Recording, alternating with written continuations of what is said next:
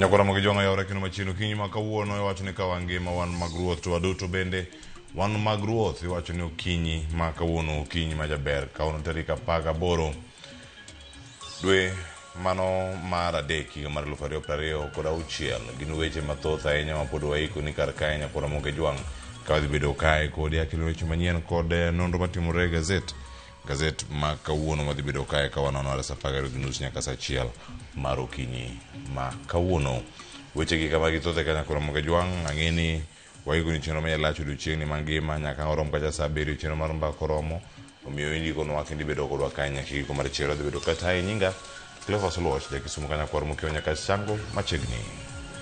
Wacha kod weche manyien ka Nyakora Mogijwang' en ni jatend piny Kenya William Ruto wuok oko ayanga kendo yango ni ok obiyie ni achudhe donjore kendo wuoyo osiptal mano maduong' ma Nairobi. Jatend piny olero ni en kod report ewi mibadhi mokoni biro goyo osiptal no piny ka ok okawo okang' mano motegno.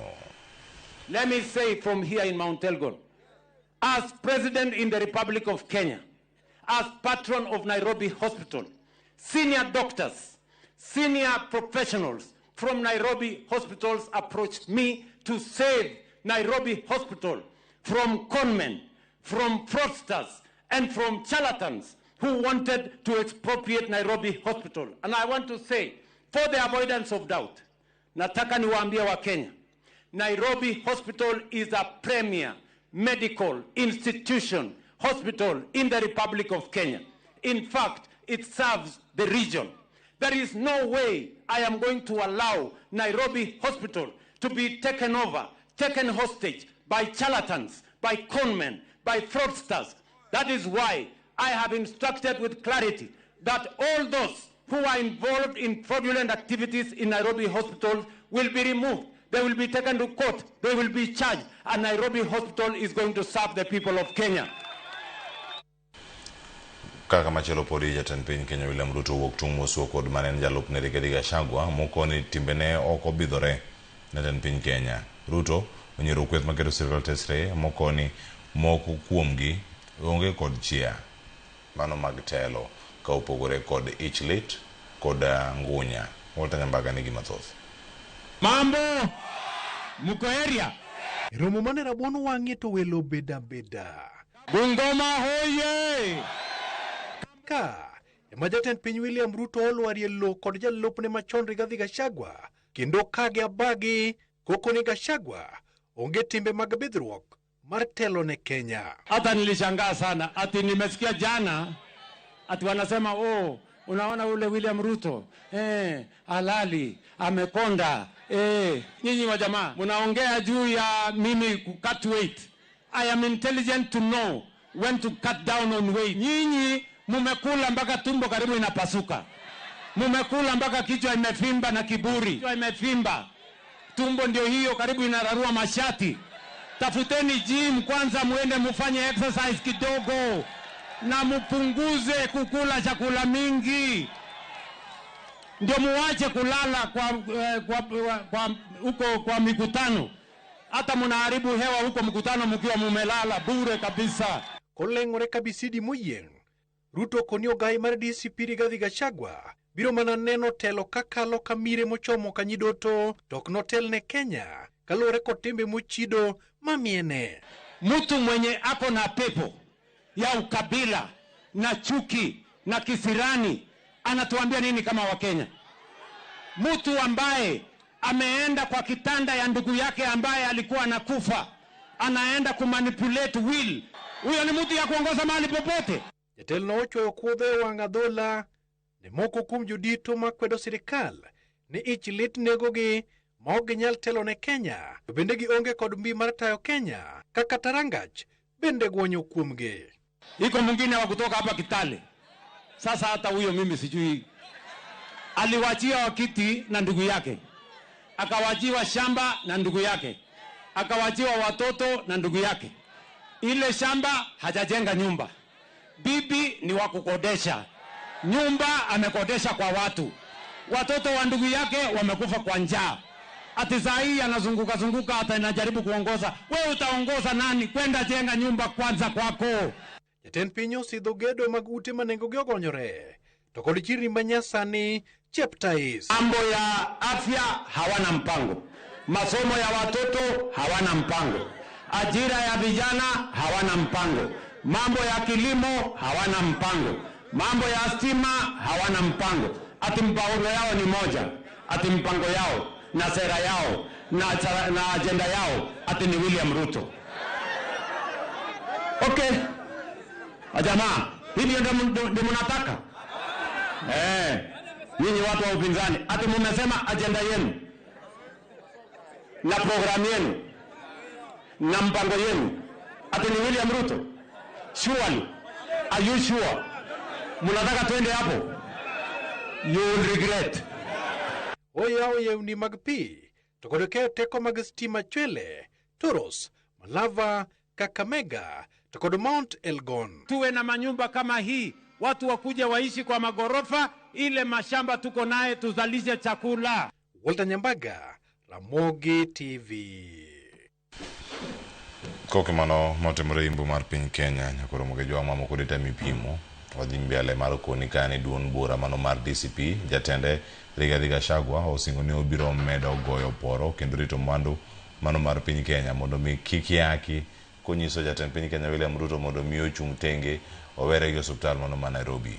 Gachagua owacho ni jatend piny koro oloko tanga kendo owacho ni okang' mano kao en mar kedo gi mibadhi osiptalno kowacho ni Karmano onego rangi e chal mar osiptal mano ma Kenyatta masani chal ne rach. Lido kio ni gilera Mose bedo kakelo liete pachoka inya tekin jotelo ma pachoka banka no makimoko kuom jotend board mar osiptal ma Nairobi Hospital. Jatend piny Kenya William Ruto nyowo koko apiaya kendo yango ni bang' yudo maling'ling kod kwayo kaoya kuom jokanyo kod jolony osiptalno ma Nairobi Hospital kotenre gi telo marach mar osiptalno nochuno mondo mi odonjre gino mano kelo meko ma jotelo e board mar osiptalno. Kata kamano jalupne machon Rigathi Gachagua wuok tung' mosuo kokoro Ruto mondo mi owek donjore osiptal ma en mar ji giwegi ka bende osingo ni obiro medo goyo poro kaka yor geng'o donjruok kendo yako mwandu jopiny. Sasa Ruto anasema ati alikuwa anaigilia Nairobi Hospital isiporwe, and as president he will not allow the hospital to get destroyed. Well, William Ruto, let me remind you, Nairobi Hospital is a private entity. Keep off. You have no business in a private company. Gachagua ne wuoye county ma Nakuru kama bende oyangoe ni piny owacho ni gigopo osiptal ma Nairobi maromo siling bilion 1.1 konyiso jatend piny Kenya William Ruto mondo ket teko moketo osiptal ma Nairobi no e bero chal mar osiptal mar piny owacho ma Kenyatta masani chal mare rach. If you really care about hospitals, take time to address the challenges in Kenyatta National Hospital, which is a public hospital. As we speak today, there are no blood bags in Kenyatta National Hospital. There are no reagents for the laboratory. There are no drugs. In fact, there is no food. Wale watu wanapelekwa Kenyatta hawakufi kwa sababu ya ile ugonjwa ilifanya wapelekwe, wanakufa kwa sababu ya njaa. Gachagua oseo piny owacho kuom keto yomyoma e chiwo pande e kuonde makweth makodo piny owacho yae kowacho ni gidwaro ni kik ket ng'eruok e chiwo pande. Jamii zingine zinaenda zinapewa vitambulisho haraka. Jamii zingine zinawekewa vitambulisho mwezi 3, mwezi 4. Tunataka kuuliza Registrar of Persons to apply fairness and equity across Kenya. Komachielo gai mar Jubilee Fred Matiang'i mane ni Narok bende otiyo gi thuolo mare mar soko wang' sirikand William Ruto. Lakini leo ameanza sasa kututusi sisi wote watu wa opposition. Anatutusi yaani nchi yetu hii 6 decades after independence, at the presidential campaign level tuanze kuongea maneno ya kukula. Nani anakula zaidi, nani anakula wapi? First of all, mimi sijui kwa nini unasumbuka vile nakula, kwa sababu mimi sikuli kwa bibi yako. Ujaniona nikienda kutafuta chakula kwa bibi yako ama kwa watu wako. Mimi nakula ndizi kule Kisii kwetu. Lydia Okeyo, Ramogi TV, Nairobi. Ini chame kanya, na chame Nyalenda, Nairobi. Weche githoje kwa Ramogi Juang. Jalup jatend piny Kenya Kithure Kindiki onyiero kweth magero sirkal tesre ka onyisogi ni giikre ne yudo wich kuot e yiero maduong' mabiro nikech piny owacho masani biro yombogi kendo dok e telo kuom tielo mar ariyo. Oyango ni ochodore mar neno kanyo, ochodore mar neno ni oganda makono bende biro yudo thuolo mar duoko jatend piny Kenya William Ruto e telo. Kindiki ne oloso e kar chung' bura mano ma Buri e kaunti ma Meru e kinde mane ochuoyo wang'e e chenro mag dongruok ma itayo kod sirkal mamalo ma owacho ni dhi kelo lokruok maduong' e ngima jopiny makono kendo ting'o malo uchumi ma pacho kae. Oyango ni sirkal keto tenge omenda maromo bilion 2.3 ne keyo sitima e kind dongruoge mamoko. 2027 ndio next year, ndio kura ya mwisho ya William Ruto kupigiwa kura kama rais. Ni kweli si kweli? Kwa hivyo amebakisha miaka 5 aende retire. Si ni kweli? Wale ndugu zangu wengine wanatuambia tusipatie Ruto second term, tupatie mtu mwingine ambaye atafanya 10 years. Sisi tukingojea. Mimi nawauliza hivi. Niulize nisiulize. Kati ya kungojea mwaka 5 na miaka 10, si afadhali miaka 5 kidogo? Dawa ya hawa watu ni mimi. Tulienda pale mbele North, kulikuwa na by election. Wakakuja na hiyo kiherehere, wakakuja na hiyo kimbelembele. Ati tumekuja kufunga hoteli. Hii dunia sisi ndio kusema. Mimi nataka kuwauliza, siku ile walikuwa na mamlaka kama hii niko nayo saa hii, siku ile walikuwa kwa kiti, siku ile walikuwa kwa kirauni, walikuja hapa kutuletea barabara? Gavana ma Homa Bay Gladys Wanga owalo jatend migao mar Apaya County no Danish Otieno Nyango kaka jalupne. Danish opoyo gwelo mare kendo singo mar tiyo e yor ratiro kod od bura mano ka od bura opuodhe. Jojuma nigi lerno. Tarik 26 mar dwe mar ariyo mar higani, Oyugi Magwanga ne ogweyo tao kaka jalup gavana ma Homa Bay ka wacho ni winjruok ne otamre kinde kod gavana. Mae yande ni oweyo ka kom ma jalup gavana ma Homa Bay osebedo nono kuom kinde maromo jumbe 3.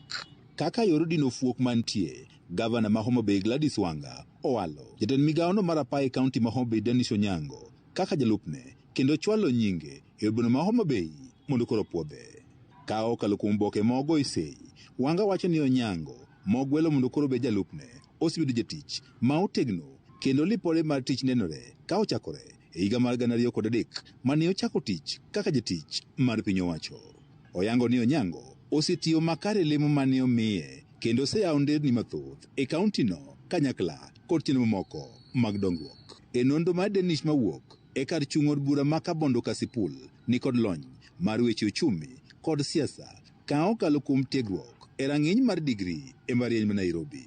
Bende entie kod lony mar somo e rang'iny mar masters e weche mag dongruok. E kinde gwelo mar Danish Onyango ne riko ni e kaunti ma Migori e lo sirikal mar kaunti ma Homa Bay e chenro mag tich kendo kawo thuolo mar puoyo okang' mar miye lemo mar bedo jalup gavana. Mane wane bura kani waneno good news ne High Excellency Governor Gladys Wanga oneno ni mondo ogwela mondo ati kode kaka deputy mare.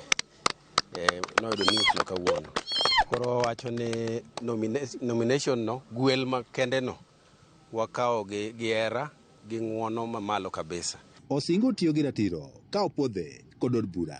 Wang'ise ni wabiro tiyo together mondo wa achieve her goals and dreams mar bettering the lives of the people of Homa Bay. Mondo joma Bay obed gi ngima maber, chiemo obed mang'eny Homa Bay, yore obed mabeyo, pi obed everywhere, thieth obed maber, osiptal, kich mane geno. Moko kuom MCS moloso yokang' makamano bende opuoyo gwelo mar Danish Onyango ka giyang' kaka jago mantie kod chia kod teku mar tich. Wago erokamano ne Nyasaye ne Governor Gladys Atieno Nyasuna Wanga kuom yiero Danish, mana achiel kuom jok mane osebedo kotiyo ge mesa. Jogi osebedo ka winjore, ging'ere dhok, ging'ere tielo. And Homa Bay County wadhi bedo ga new dawn, service delivery dhi medore. Bondo wa mor kuom bedo ni gavana ochako ng'iyo Kabondo kendo gi wang' mamuol. Wagone gavana erokamano maduong' kaka joka Bondo. kaka His Excellency Danish Onyango osewacho, en ok odhi mondo oping gavana nikech oversight en tich mar ang'owa assembly. At maber no chungnwa yore. An kama uene no miya yo. An nominated MCA. To no miya yo mo anyarat mochopo nyaka Kaumu. Ma jomoko to ok nyal chiwo nikech nominated. Omiyo daddies, idi serve. Ne High Excellency Gladys Wanga erokamano kabisa kuom belief mobedo go kuom waziri mar agriculture kendo road. Wenge koro keti kuom od bura ma Homa Bay mako nitiere kod ting' mar puodhe kapo ni gineno ni oromore kod lemono. George Juma, Ramogi TV. Kama chalo ka en jokanyo mag duond bura mar ODM bade ma Nairobi osidho Winnie Odinga ne dhi laro lemo mano mar jalup ogaye mar ODM e romo mar ODM ma idhi bagi tarik 27 dwe mar adek ma otisi ni NDC. Bende gi puodhe ne bedo delegate mano mar ODM bade ma Kibra kendo koro okawo thuolo mano mar wuon mare mosenindo Raila Odinga. Jofamarwa Eric Owenga niglerno. Karo mar Jaramogi Oginga Odinga Foundation mabende ne itiyogo mokalo kod mane en ogai mar ODM Raila Odinga tok dweche 5 mokalo kawuono ne orwako jokanyo mag ODM bade ma Nairobi. Kweth mane otele gi jakom mar ODM ma Nairobi George Aladwa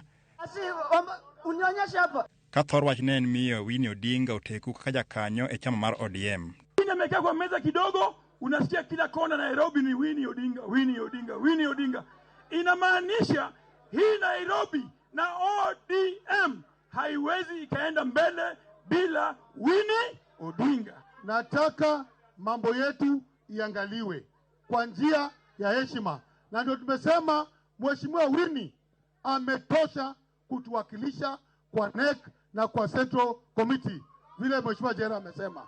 Wangapo nakubali na hiyo? Duond bura mar ODM toko gai mare machon Raila Odinga wito ngimane osebedo kod apaka mokalo. Gino ma jokanyo mag ODM wacho ni kelo Winnie Odinga machiegni kendo bedo achiel kuom apisas madito mag ODM biro reso duond bura mokalo. So hii safari haijakuwa rahisi. Hii safari has been a very long journey. Tumepoteza watu wengi. Lakini we still have a place for us to go. Na all these times tumekuwa tukienda maandamano. Watu wa Nairobi wamekuwa wakienda maandamano. Imekuwa hapa Nairobi.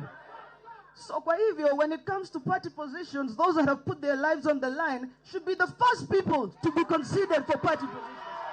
Tok tho mar ogai machon mar ODM Raila Odinga, nyadendi Winnie Odinga osebedo ka chung' kod jotelo mag ODM mosebedo ka kwedo telo mar jatend piny William Ruto kamoting'o Edwin Sifuna, Babu Owino, James Orengo e kind mamoko. Makman romo mar jokanyo mar ODM mane obagi Jaramogi Oginga Odinga Foundation to ne otele gi George Aladwa bende siro sidang' winjruok e kind ODM gi UDA motelne yiero maduong' mabiro. Kama wajumbe wa Nairobi tumesema tuongezewe nafasi ya deputy party leaders wakuwa 4, Winnie akiwa mmoja wao. Na wengi watauliza kwani hii ni chama ya family. Winnie Odinga na Oburu Oginga ni watu wawili tofauti. Ni kweli ama si kweli? Tena yeye ni gender. Kwa hivyo sisi tunachukua Winnie kwa nafasi ya baba Raila Amolo Odinga. Sasa leo sina mambo mengi. Nimesikia kuna watu hapa ati wananikaribisha nyumbani. Ati wananikaribisha. Nilienda wapi bana? Utawasemea labda wanafikiri nilienda Arusha. Hiyo ni kazi tu. Hiyo ni mambo ya yala. Mimi hii chama, hii nyumba yetu, hii nyumba ambayo tulijenga, hii nyumba ambayo babangu alijenga. Mimi Winnie Odinga natoka hapa nikienda wapi? Duond bura mar ODM oluongo romo mag lamor maduong' mar jokanyo duto e Kenya mangima tarik 27 mar dweni. Eric Owenga, Ramogi TV, Nairobi. Pod migao mano mar obila oyango ni ji 71 osewito ngimagi masira mar koth mapek madhi nyime kod chwe Turkai mano bang' ringre mamoko 5 yudi matimore kinde ma anyuola dhi nyime kod yango ringre kar kano ringre ma City ka kwan ringre mano mosetimnegi bero nyaka sani e kar kano ringre no chopo 32. Jafamaro Cynthia Nyango nyoler mara Toy Magola. Midhiero mar koth mapek kod oula medo kelo thoe pachoka bang' ringre mamoko 5 yudi.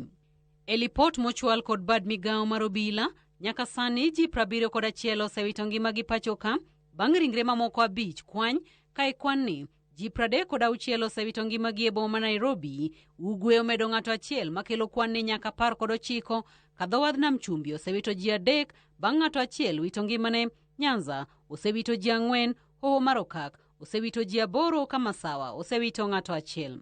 Lipot mar obila bende lero ni oula osedaro ji 2,622 e gwenge duto ma pachoka.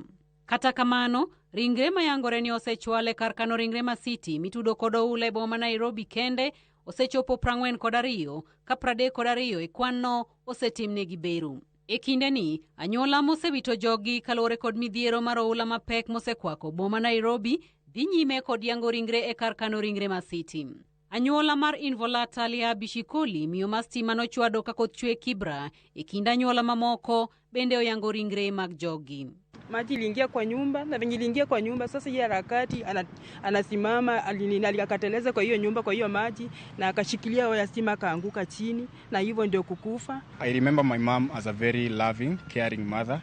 I remember the last time I had a conversation with her, it was a conference call that I actually called her, and I added my sister into the call, and we just laughed over the phone call, and I didn't know that was the last time I was having that conversation. Anyuola mar Franklin Luchera majaiga 19 kod Arun Luchera majaiga 31, ji 2 kuom ji 4 manowito ngimagi midhiambo manyoro bang' ot ruombore kuomgi e kar dak Mashauri Moyo. Bende oyango ringre mag yawuotgi magiwacho ni oromo kod masira e kinde yorgi mar manyo e ot mayande omuki kalore kod bedo ne machiegni gi aoche ma sirikal dare ji kaka okang' mar duoko chien thoe mag oula. So kuna rafiki mmoja ule alikuwa nao, na yeye katika ile hali walikuwa pale ndani, anasema yeye alitoka nje kidogo. Kutoka nje tu akumaliza hata 5 minutes alisikia nyumba imefanya nini? Imeanguka. Tunaomba, unajua tu vile hali sahihi iko, vitu ni ngumu. So siku hizi watu wakisikia hizi demolitions zimekuwa mob. So watu wakisikia kuna demolition mahali, vijana wanakimbiaga kwenda kuchukua zile chuma. So walienda. Kendo wadwaro ni pesa mar disaster fund mondo tigo maber mondo familiagi jomadhi Siaya, jomadhi Kakamega, jomadhi Bungoma, jomadhi Ukambani omigi pesa mondo gidhi gikowgo jowetegi moselal. Bad migawo makoro kor lwasi ma bende ong'ere kaka Kenya Meteorological Department kata Kenya Met owacho ni koth mapek igeno ni dhi medo chwe pachoka chakre chieng' tich ang'wen jumani, ahinya e gwenge mag Hoho mar Okak, Nam Lolwe, Ugwe kod kadho wadh Nam Chumbi. Jopiny kwayo mondo ket ikruok makare kendo beda kicha ne oula madipoka okelo chandruok e yore wuoth kod midhiero mamoko. Cynthia Onyango, Ramogi TV, Nairobi. Kama chelo kae ko kisigano mokelo kana ko Cynthia Onyango en ni ten county wa Nairobi ochako muko kod luoko mago aoche mano moluoro Nairobi ndalo achiel mano bang' lando chako tijni. Thoth ute mar alwora mano mara Nairobi North mano mantiere lae ma owinjo bedi mano mar pi. Aore kod mago bende mago oula ochak muki kendo chero ne dhi kwako gwenge mamoko kaka Kawangware, Kilimani e kind mamoko. Kaka Judith Omondi lero mabiro e kinde ma ywaruok oneno e chiro maduong' mano magi Komba, kendo kanyo kama jo Savea bende oringo bang' tulo muoch ewi daro johala e chiro no. En ywaruok mar ywaya to aywayi e kind grube ariyo mag johala e chiro maduong' mag Komba, kendo ka kweth achiel onyono piny ni darogi mita 20 mamoko bang' 30 mag sirikal ma okwongo ne ok winjruok mane gibedogo e rombegi kod piny owacho, kendo ngang' ok ne timre e chiro no. Hii exercise ambayo inayoendelea sasa hivi sio yale makubaliano tuliokubaliana nayo. Tulikuwa tumekubaliana hata tukiwa kwa President State House, alituambia anataka 30 meters. Hiyo 30 meters ilikuwa ya kwamba ndio itatengeneza Nairobi River. Ywaruok makama obiro e kinde ma Jasubrea ochopo e chironi mar pimo lo mita 20 mamoko bang' wuok mabor kod aora Nairobi, lo ma owinjo otigo e gero chiro manyasani ma ibiro terie jo halago Paro makata kamano orwa kod kweth machielo mag johala. Ng'ato ko kanyo ng'eyo malong'o ni Kikomba osebedo ka wang' higni mang'eny. Ok nyal tieko higa achiel kapok ineno mach mang'o Kikomba at least didek ama diriyo katin ka Kikomba wang'. Onego bed ni ng'ato ka ng'ato kwako mradi mar serikal ni endi. Wakwayo negi ni ka gikawo kama chik wacho to gimedwa kendo mita moko 20 giketnwa chiro manyo gi yie 30 idhi kete yien to 20 mita idhi kete e udiwa mag affordable stalls. Malo osekelo gima nyalo konyo ji kama to kana kirido chola manya tike kuchucho kama wuotho gikecha danga tam nananga gwero guringoro kuno kata kobetie mbele iko sawa wadhi nwango ber e gima serikal itimone aol gubete e kibanda mama bade e kibanda megejiwelni sama macho chopo to gikate wang'. E twak marwa kod komishona ma Nairobi North Simon Osumba olero chenro mar piny owacho kendo koni ma nyaka chop kare kaluwore gi chenro ma osebedo. It is that part of the Kikomba market where the government intends to put a modern market so that those who will be moved away from the riparian are actually relocated once the market is completed. And that will be the phase 3. Yes, already the phase 2 is up. It will be completed in a few months' time, and then they move in.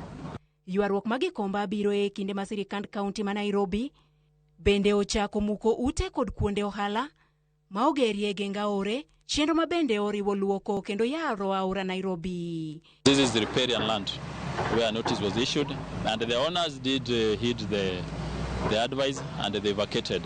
So the youths have been trying to get hold of some of the building materials.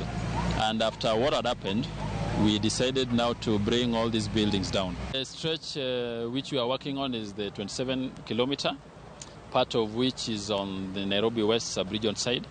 That is Kilimani, Parklands, going all the way up to Kawangware.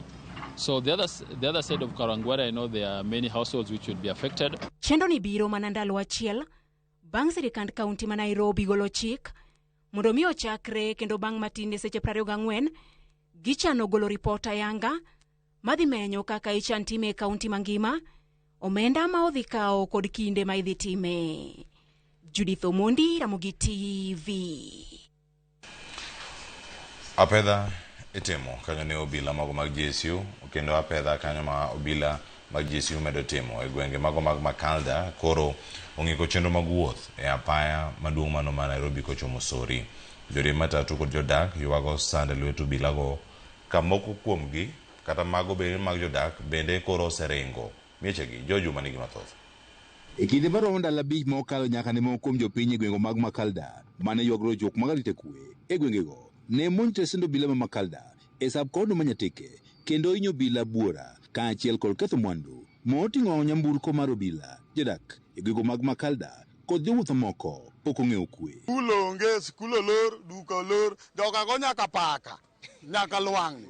Onge gima giweyo. Nyatike ler ka paw mpira. Nyithindo ringo gi jonyuol, gik moko dong' e wang'ayo ma kaka timre onge. Koro nyaka bed notimore marach kabisa, to wan wahinyore. Idhi pe gechewa kendo kwan ne sani gi gari ni tap tichungi gi luth. To ka ok ichung' to en luth eminyalo go gari kata igoyi godo. Gima notimre Nyatike rach, to rach ok chul gi rach. Wayien sirikal tiyo tichne, to gi kama wagikie ok wanyal move. Obila mag majoni mane otere gwenge mag Makalda otieno ma tarik 13 mar dwene mondo kote mapedha jogo mane omonjo tesendo obila osebiro kadhi nyime kod apedha bende oweyo ka jodak gwenge mag Makalda kod ji mamoko nitie kod midhiero mokalo. Aringo gi jowuoth ma nyathi odong' piny, maringa doga homa maka naringo mana gari mar polis maonge polise e iye. To style maneno kichwado go ji chien, nomiya ringo. Gisetimo makosa, nosechwadgi kendo ne gisewinjo makosa gi. Sirikal ka winjowa, Dr. Raymond Omolo, kwa wakwayo ne jo Nyatike ni ka giyie to koro ging'won ne jo Nyatike nikech Nyatike ji odare te. Ging'won ne jo Nyatike giselan makosa manyo gitimo. Joriemb matatu matiyo kod apa mawuok Migori nyaka Sori gin mokuom oganda mos neno matek e lwet obila masani koro ol e gwenge mag Makalda. Achiel omaki iluongo ni Eric kane askari ochopo roundabout koro weyo ne joka noruenyo koro dwa nyiso gi wang'ayo ma Nyatike kodhi penjo gene ma nyiso gi wang'ayo ma nyateke nogoye gi ludhe momake motere sel nyaka sani wakia kuma entie. Nyoro nyo mak ng'ama chielo ma nyo yuda ka odhi daro ng'ato ma nyo dar nikech gino iluongo ni Jafeth bende nyo make morwake sel pok wang'eyo kuma entie nyaka sani. Kata ka jogo operate area gi gik ma gimanyo gin ma ging'eyo wan ok wanyal ng'eyo kaka wananchi. Joriemb matatu ikawo tele ko jakom margi ma Migori Karungu Sako Jared Okech wacho ni apedha ma itimo kod obila ne nyaka sani koro osekelo negi sand to gin giwegi onge keth moro amora mane gitimo. Omawa pesa sama ne ging'anyo sani polise be koro mayowa pesa koro wachom kanye kaka jomatatu sani ok wachop sori kopo ichopo sori chuno ni nyaka luora nyaka Mariba kokiduogo Ng'er kokidhi sori to ka iting'o janyateke chuni ni dhi weye gi Mikei kokigomo biashara ok gore. Okech wacho ni obila gi matimo apedho gwego mag Makalda go joriemb matatu matimo manohandgi kendo makogi ka iketo negi keth ma gin giwegi to nok gitimo. Wan wakwayo ni wan wa jomatatu waonge problem nok wagomo be nok wadhi e police station mwavunjo police station wan nwatimo business wa kama kawaida giwewa watim business wa kama kawaida. Koro makwayo nani ne wakwayo ni kaber to sirikal okonywa nikech koro gik kama koro wakwamo kendo kata mana kaka wakonyore onge. Wach ma kama nosiko jakom joriemb matatu e kaunti ma Migori Mangima Henry Ogombe mane okono piny owacho ni kawiye to koro chung chiendo ma apedha ma itimo kod obilago ka wacho jodak e gwego mag Makalda nyaka sani osido puonj moromo. Nyaka jogo wa i gari igoyo jowuoth ma wating'o koro wakwayo sirikal ma Kenya wuodwa Raymond Omolo nodonjie mondo mi joge wa okonyre. E kinde monj mane otim kod jopiny e tesen obilano ma Makalda tarik 13 ma dweni ji ariyo bende ne owito ngimagi e kind rakruok e kind obila kaachiel kod jopiny. Jopiny ne omonjo tesend obilano ma Makalda ka giywago rochruok mag arita kwe ma bende ne obiro bang' kaachiel kuom johala ne ogo kod lisasi mane onegi e kar dak no ma Makalda. George Juma, Ramogi TV, Migori. Nokoro jogi kanya badano kelo e giko mar weche manyien okinyi ma kawuono kae to ka dipo ni nindo dichiew nindo ka Senegal ema ne gin joloch mano mar AFCON final manogoyo Januari. Okinyi ma kawuono idhi chiew ka kiyudo ka Morocco koro joloch. Mage matimore e piny Kenya kuom Jwang iwacho ni oma Senegal osimbono mano mar AFCON kendo Morocco kendo koro emomi title mano mar AFCON champions. Koro Jwang mano biro tok gino ma iwacho ni komiti ma ochung' ne wechego mago mag luor kendo mano mar iwacho ni disciplinary committee nobet piny kendo apil nochwal mano wacho ni ero kinde osechopo tugo ne ochung' kuom maromo dakika 20 okang' mane Senegal okawo mano mar wuok oko mar pap kendo mar chungo tugo kuom kinde machalo kamano mano tok penalty mano mi Morocco makata kamano bende ntiere jatugo ma Morocco ma bende nowite mano kirange achiel kachiel ni to notime nade Brahim Diaz ma bende ne ochopo kacha kwacho ni ero ogo opira ne to chiwe mane lwet jagol. Nyakoro Jwang kawuono Morocco joloch mano mar AFCON. Opira ne go e pap oseka kono ka kwa wache igo e pap tigo e kone ero makoro go e put kata do matin mayalo wechegi emochiwo loch. Rakamano mathoth nitiere iboraka kod chieng' soda nyinga Cleophas Loch jagisumo kanya kor mokyo nyaka tsanga duoka kod gazette Daily Nation wacha ka ni gloves are off en ayany nyakora Jwang ayany mibayo tedero koyudi ka dipo ni ng'ama ni oko ayany maki kata ka nini mana machiegni ng'ama no yenyo inya luongi ni gin stray kada en bonde den stray bullets koro magi gin mana stray ayany maringa nyakora Jwang mako yudi tikia kamerenge jatend piny obagi nyoro jalobre no bagi nyocha kawuono ang'o winjane kache ng'adhi ba moro kendo aduogo ka kod Boniface Otieno nyakora Jwang e fwambo wadwa ka mar mondo mi wanonogo gazet modong' kar kae kik dhi mabor.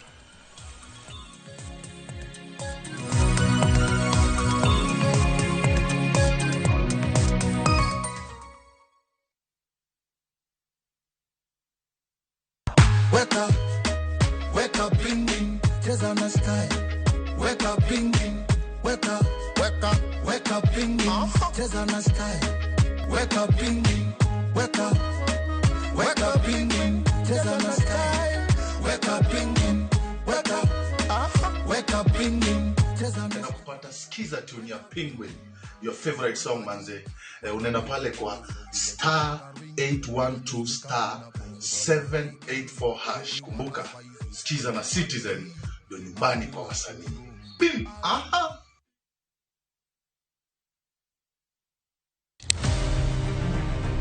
Any woman can be Mrs. Ombaka, but not any woman can be Dr. Ombaka.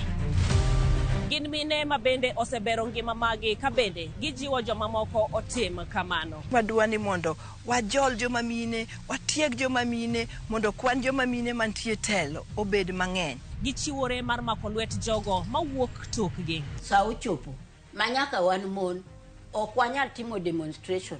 Twanyalo timo sit in. Watemo wacho ne nyithindo manyiri ni kaber to konego bene oringa kende ka wiye bare ni to tina chom kanye ka nitie gima thage to yudo ng'ama miyo mosewuotho yor nieri to penjo wach mantiere. E chenro ni mar mine wacho wakelo mine mantiere gi lony mopogore opogore. Tudi koda juma ka juma tich ang'wen e chenro ni sa 3 mar otieno.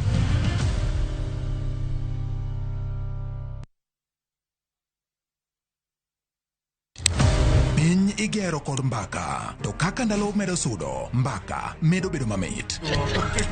Kochakore tarik 2 dwe mar 2 higani, mbaka dhi bedo mathoth. Chieng' wuok tich, kaka wanene, chako wach maonge mung'o. Jopiny emonego omi jotendwa gi direction. Tok sa 4, Cleophas Oluoch koloni weche matimore e piny Kenya nyaka saa 7 wang'e e chenro mar chal mar Kenya. IBC oket priorities ne right. Credibility mar election chakore gi kar registration. Chieng' tich 2, Sharon Ong'ao seto i gwengewa e chal mar gwengewa. Tich 3, George Bati pedho weche ayanga ka omanyo duoko, to in japiny ibiro wacha. Tich 4, Lydia Okeyo loko ni weche ohala kaka itime, yore mag loso omenda to gi yot mar timo ohala. Chieng' tich 5, waloro Juma kod rowere. Joyce Oduor choko pach joma tindo ka omiyo gi thuolo mar kengo weche magido chunygi. Kongo makwa Nairobi ka e Chest House student leadership kana wapingo the new funding model. Mana e Ramogi TV machiegni.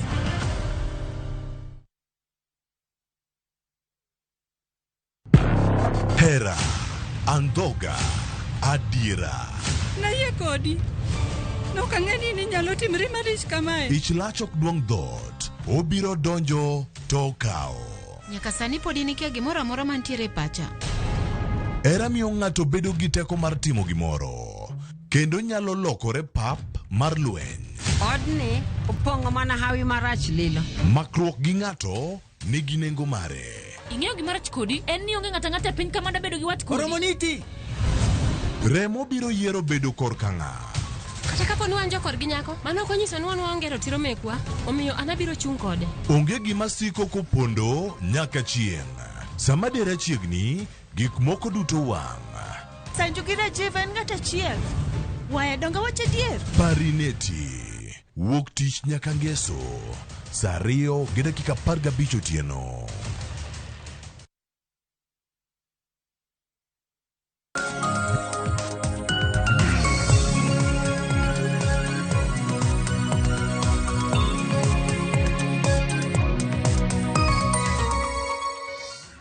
Nyakora moga jong machiegni kiny makono ka wanano gazet achiel kachiel wantiere kod ka Boniface Otieno wanano go gazet ka boni yawre kendo machiegni. Inade? Agwero kamano kendo mar biro wang' jowi kae mondo awatwa gi nyamu e kwaro moga jwang' ka walidho nigi gazet achiel kachiel okinyi ma kawuono. Gweng' wacho nade? Gweng' okwe, koth ema chwe, dhano tiyo matek kendo ageno ni mbele kae Nyasaye bro mana medo miyowa koth mondo wayud gigo mwakete lo mbele kanyo nyalo konyowa. Obed koth makelo yuto, okel lal bang' ngima kod mwandu. Wantiere kar kanya koro mogo jong' wachaka kod gazet mar Daily Nation kod man mar The Standard.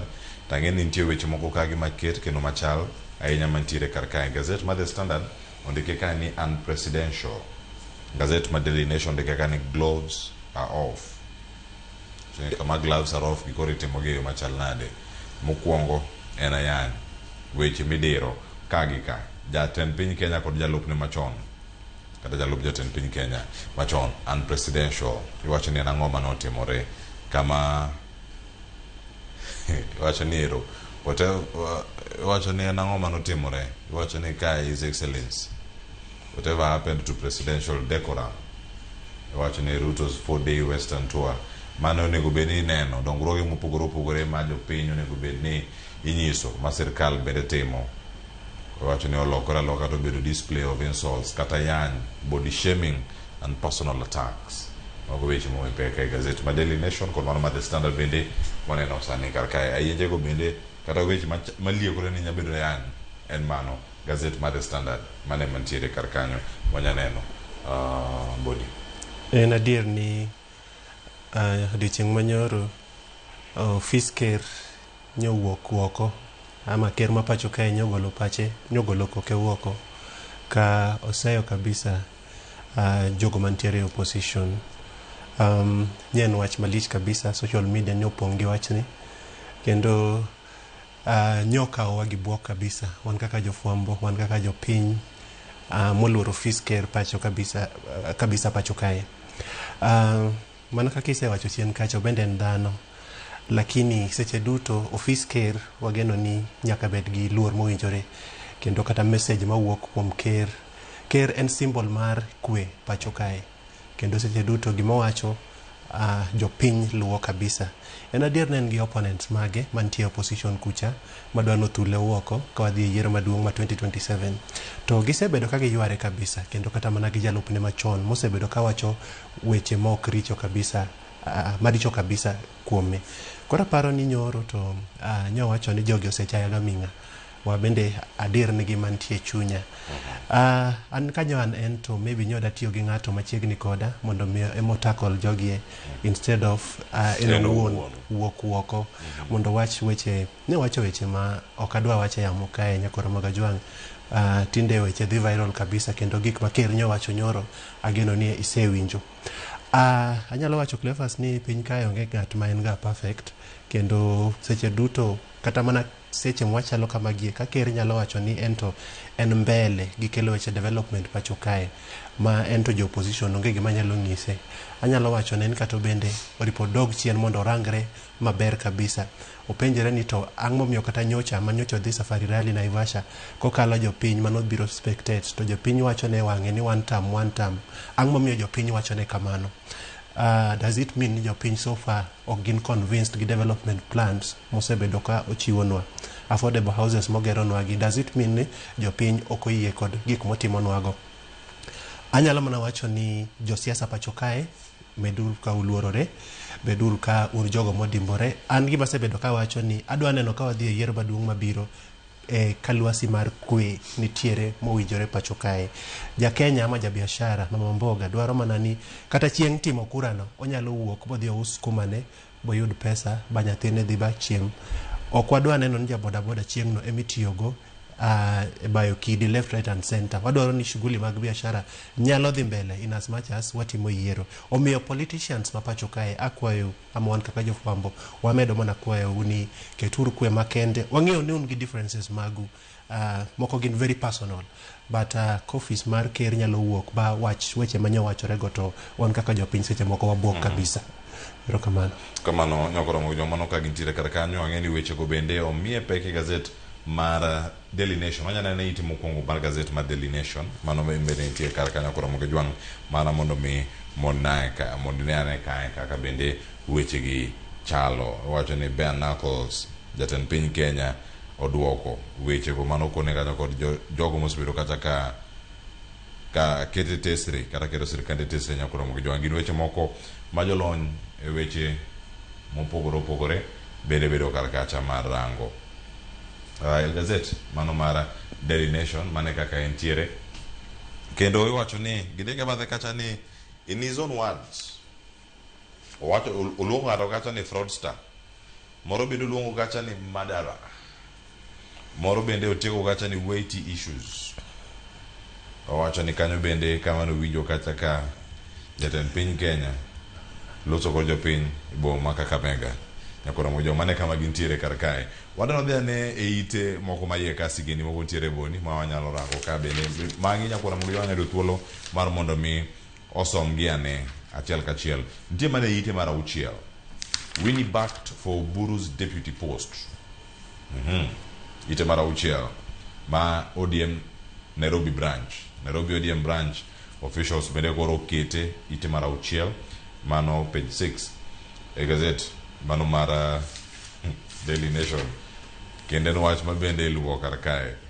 Inene yo machal nade boni. Wacho ni mokwongo be delegate ma Kibra okawo kar wuon mare kaka delegate ma Kibra kama chielo dhi nyime kod jo NDC otwale moro mi obed deputy party leader mano mar ODM. Leo mana kaka sekebedo ka wacho seche 24 lach sana e paw siasa ma pacho kae kendo ok an gi buok kaneno ka koro Winnie Odinga chal ka gima liekore ni dwaro ni okaw position ma deputy party leader ka gibro dhi NDC tarik 27 dwe mar adek wantiere ni. Owacho ni obendo seyie kod gino ma delegates wacho ne ma Nairobi wacho ne kendo owacho ni oyie tiyo kod nergi main party leader ma ODM party gi seche machalo kama gim. Okapar nen gino marach. Gima nyalo wacho en ni party mar ODM dwaro strong negotiator, ng'atno ma kan kata gibedo piny gi jatend piny Kenya mondo ginen to gidwaro tiyo manadi to seche ma gibete table kacha to ng'ani nyalo penjo matek ni ker mwantiere go pacho kae. Okawach ni Mwaluoro Oburu Odinga main party leader mar ODM gi seche machalo kama gi ok nyal penjo gi. Okawacho kamano oyo en ng'atno ma experience, en ng'atno ma en gi higni mang'eny. Kata gima nyoliekore en ni Dr. Oburu segabedo ka timo gik mang'eny ne party mar ODM e background. But ng'en warango so many factors. Seche moko wabro dhi yiero maduong' ma 2027 wadwaro ng'at manyalo move very fast, manyalo kwero ama tamore ni mae to imiyo waro deal, mae to kwayie. Omiyo aparo ni bet mar Winnie kaka deputy party leader ODM ok en gino ma oripo wakaw matek, oripo wayie. An personally aparo ne en gima mora ayiego kaka jahera mar party mar ODM. Kendo anyalo wacho ni bet ne kacha bro miyo leadership position ama structure mar party malo kacha bedo gi mbiya ma gi pek mowinjore kode ma seche makata gidhi bet e negotiation table gidhi madho chae gi ker gi joge nyocha winjo ko wacho ni ODM olo 7 member team, UD olo 7 member team. Omiyo jogi seche makoro gibro kelo report ni party leader of course party leader mar UD mar the ruling coalition bro luongo Kindiki to Buru bende bro luongo Winnie to koro ka gibet piny to gibedo gi a sober discussion. Ok wadi situation ma ODM imiyo raw deal seche ma gidhi e negotiation table kacha nikech osayangore yanga ni jogi to dwa mondo tikara achiel, but wan kaka joluo gima nyaka ung'e mata adwa wachonu ni waonge gi option mwantiere go sani en ni nyaka wati gi sirikal ma officials magwa ma party leaders magwa mwantiere go mapingo ma for example ngiso wan wawuok e sirikal wadhi opposition then yakwa bwaduoge sirikal. Anto personally mano gima okayiego. Mor sana gi yie Winnie Odinga bedo deputy party leader kendo ageno ni obro strengthen the party national level kacha mondo mi kata ka wadhi yiero maduong' mabiro to waneno ni one strong kabisa. ODM nyaka ne ni oketo odgi obedo in order, obedo mokwe, weche duto mantiere gi solve out ya kagi nyalo think about the negotiate gi the ruling coalition. Pero kamano Cleophas. Kamano nyakoro mo joma no ite mara uchiela ite mara boro kanya koro mo gejwang nitiere sigana mabende kondi karkae mi yudo kanyo e telo mokwongo e weche mag somo iwacho ni ero sani en ang'o mantiere karka en ndiko jopuonj ma iwacho ni interns.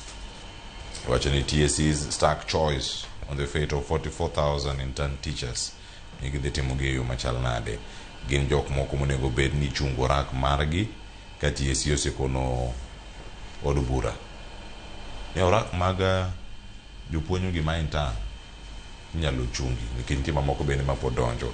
En gino ma pod obedo kacha ka iwacho ni omenda ma kamano bende pok oketi mano kod ten migawo mochung'ne weche mag omenda wacho kae kata National Treasury. En adier ni gie seche machalo kamagie to intern teachers jopuonjre ma waluongo ni dho ngere ni jo intern gin jogo ma onge oboke ma gibedo employed on permanent and pensionable terms 44,000 gin giromo 44,000 ma seche machalo kamagie gin jogo matayo somo e junior high kacha. Koro TSC nyoyo nitie e od bura kendo giwacho ni parliament ama bunge ma pacho kae ging'iso gini koro waonge option wan kaka TSC waonge option. Gima wachonu en ni number 1 ndikur jopuonjgi ndikur jopuonjgi mane option mwan go kendo actually TSC wacho ni jopuonjgi gidwaro ndikgi on permanent and pensionable terms omigi oboke manyalo miyo giti nyaka chieng'no ma gibro retire kendo ka gi retire to ginyalo bedo jogo machalo pension nikech onge kaka iketo puonjo jo junior high e orak mar 1 year korumo 1 year rumo to terminate ama inyalo medo based on performance mana kaka sirikal sani timo. But chien kacha doho mamalo appeal court beno wacho ni jopuonjregi ama jopuonjgi mwantiere go mapuonjonwa jopuonjre mwantiere go junior high gi onge kaka unyalo kawogi ne upuonjo ni gipuonjonu mana nyithindo to okudwa miyogi oboke ma gibedo go on permanent and pensionable term. Omiyo aparo ni Ministry of Education koda TSC koda Treasury pacho kae koro to nyaka giamua to gidwaro timo nang'o nikech nyaneno ko penja CS mar education to nyoko bedo very categorical. Kizungu wacho ni NKG ok nyo dwa chiwo timelines. Owacho ni your time mondo wadoge chien wane aneni to wadhi timo nang'o. An anyalo wacho ni mondo mi wanen wanyalo dongre nadi wan kaka jo Kenya jopuonjre mag junior high gi to berabera ka imiyogi oboke maginyalo tiyo go on permanent and pensionable term nyaka gitieki nikech number 1 ku keto gi orak mar higni 2 ama higni 3 kama higa achiel kaka sani nyogi sesa en orak ma January 2026 nyaka December 2026 gibro feel discriminated to mae yo achiel kuma mar ketho moral mar japuonj nikech an colleague for example ndikwa karachiel wadhi school karachiel watiegre karachiel then kwa chope field tiyudo number 1 in on permanent and pensionable term tani miyo rak mar tiyo higa achiel korumo to samoro nyalo kata bedo terminated. Omiyo amor sana gi position ma TSC nyokawo nikech ongiso od duol ni koro to treasury nyaka amua ni jopuonjgi undikogi ama wa terminate contracts gi un makoro ngiswa uru no atim nang'o. Kendo aparo ni on this TSC nyo side gi jopuonjgi which is anyalo wacho nen gino mamora kabisa seche ma duol ma TSC nyalo bende golo koke uoko ba wach ni treasury gi Ministry of Education oyo un gi options ariyo undiko jopuonjgi ama terminate gi contract margi nikech aparo ni TSC bende ok dwar ni gindikogi to gichulogi on a yearly on a contractual basis. Kamano nyakoro mo joma nosoma ne iteno mar 8 ka yudo thuolo bende madhi nyime karka nitie wechego mago mag thieth ite mar 10 nyakoro mo jwan ka some karka ite mar 10 ka oting'o wach ma jatend piny Kenya wacho kata ni as president and patron of Nairobi Hospital wacho ni serving doctors good professionals osechopo ne kacha ka kwayo mondo mi okonyo osiptal no. En wach mabedo osebedo ka koloki owacho ni nen ng'ama dakao Nairobi Hospital koso koro loke en ng'ama dareso.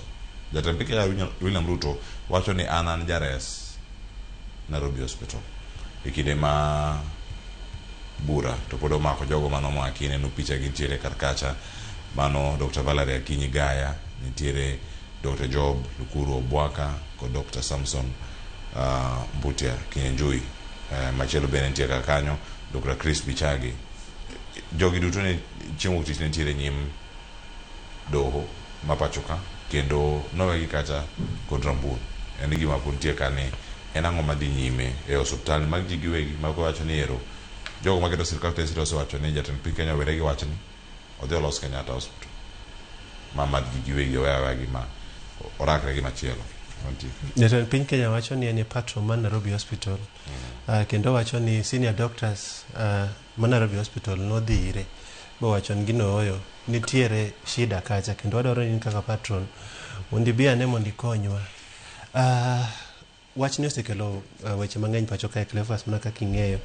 Ng'ato nyalo penjo ni board members manye omaki gin gi timang'o gi ketho mane nikech kata mana style manye omaki go anto personally nyokomora. Moko kuom gi gin senior doctors kendo jogo ma hikgi osedhi mabor kabisa to kimago ng'ato tidi tene unlawfully. Chik wacho ni kimaka to after 24 hours tere e doho. To imaka Friday for example godhiambo tere e doho on Monday. Number 1 iseketho ratiro mara.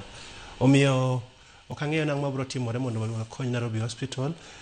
Board members gi paro moko kuom gi are against weche moko maginene management kacha to dibed gino malit kabisa ka for example ker mondo beni konyo Nairobi Hospital nenore kaka ng'atno ma gi nyalo wacho ni e interest weche matimre hospital kacha kadwa accuse so far nikech bende mana interested party wachni but an gi malamo ni kwe makende mobedie Nairobi Hospital kacha kendo seche duto kawa solve issues mantie ng'ato bedo accused ni for example okwalo menda wach no uruno kwalo menda maromo kama to mae evidence make uru tere ure doho mondo the due process of the law mondo luwi jogi kanyo makgi okay personally okaseng'eyo allegations manye wuok against them nyoter gi doho to gibedo chal mana jogo nyobedo tortured for reasons ma jopiny pod penjore ni nikech ang'o kwe ma mondo bedie Nairobi Hospital en hospital mwaluoro kabisa osesava osekonyowa osekonyo nyaka jogo mawuok across the East African region omiyo wadwaro mana ni kwe makende mobedie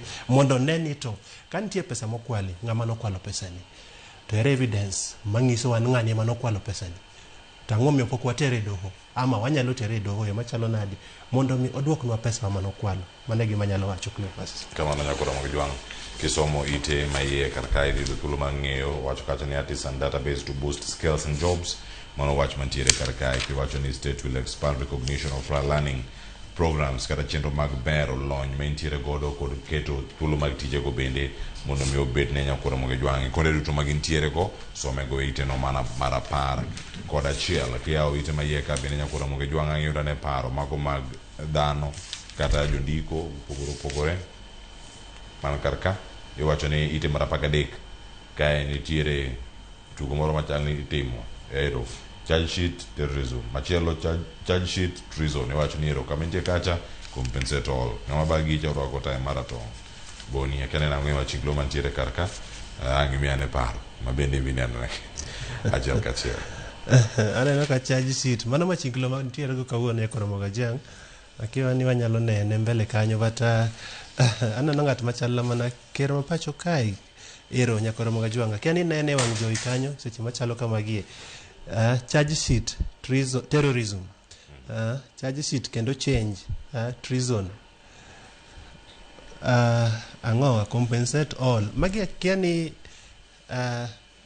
jok mane otimo tulo diere Gen Z protest ka kusema gi joma chalo nadi Cleophas konya ka interpret maber akiana ngimi neno in nyakora mogijwang kan tiere jima thosa ahinya nikech kae wacho ni ero jogi mano maki kinde mago mag ng'anyo ne gintie kata kod gik mano donjo ne gigo mopogore mana kaka iwache ka nitie jogo manogonu kacha ni jonjore makero piny Kenya kamarach nitiere treason jogo ma odhi ataro ahinya kod telo wacho ni kata chike mapacho kae wacho ni kamoro machalo jok makata daloko loch mano mar piny wacho ni kamitie kacha sani magi duto gin victims mag violence kata brutality mano mar police brutality keto gi kama chal nade giduto gidhi bedo compensated nitiere coin 10 agenda mano monego bed rango ka gikete tim report mag NADCO nyakora mogijwang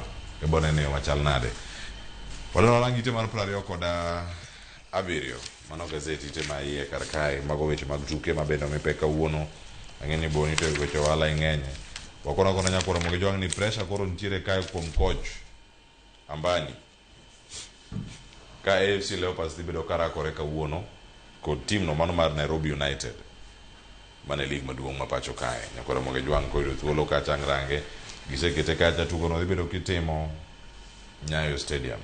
Mano wach mantiere karka ite mar 27 ke wiye karkacho wacho ni Neymar left out of Brazil squad for World Cup warm-ups. Mano wach matimore Rio de Janeiro. Wach mantiere karka achiel squad gi isomo gi to jonyuolo maka chunygi. Iwinjo ko som nying nyathini tin kori wuoka mor lelo ikianjo magi madhi bedo kata kilando. Kenya kata wawinjo ni Lissu osegol mag jok madhi tugo Rwanda waboneno gi kata Boni magi weche matimore weche mag tuke kaya. Ng'eni kapok amiyo Joyce thuolo mar donjo studio ka sa oseromo kae achiel monego bed nodonje. Erokamano Cleo. Weche thoth mana kaka isewacho kata mane pawe mag tuke mopogore pacho kae. Wach moro be ilieko chien kacha kaka wadonjo studio ka kego momiyo kiwache. Nyakoro Jwang chien kacha ne wang'iyo maber ni team no mar Senegal ema noting'o kombe mar AFCON. Mane wadhi nindo waduto mana wachno noserumo.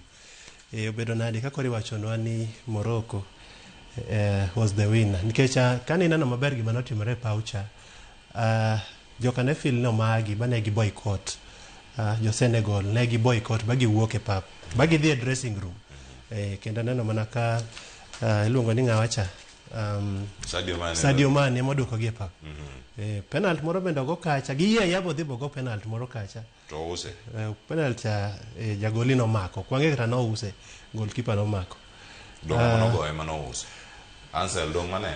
At the end of the day, koro nwang'e ni Senegal ema noting'o kombe. Ma ne gigo nyaka pichni bagi mako nyaka trophy. Koro ka duol mano noweche opira ma AFCON.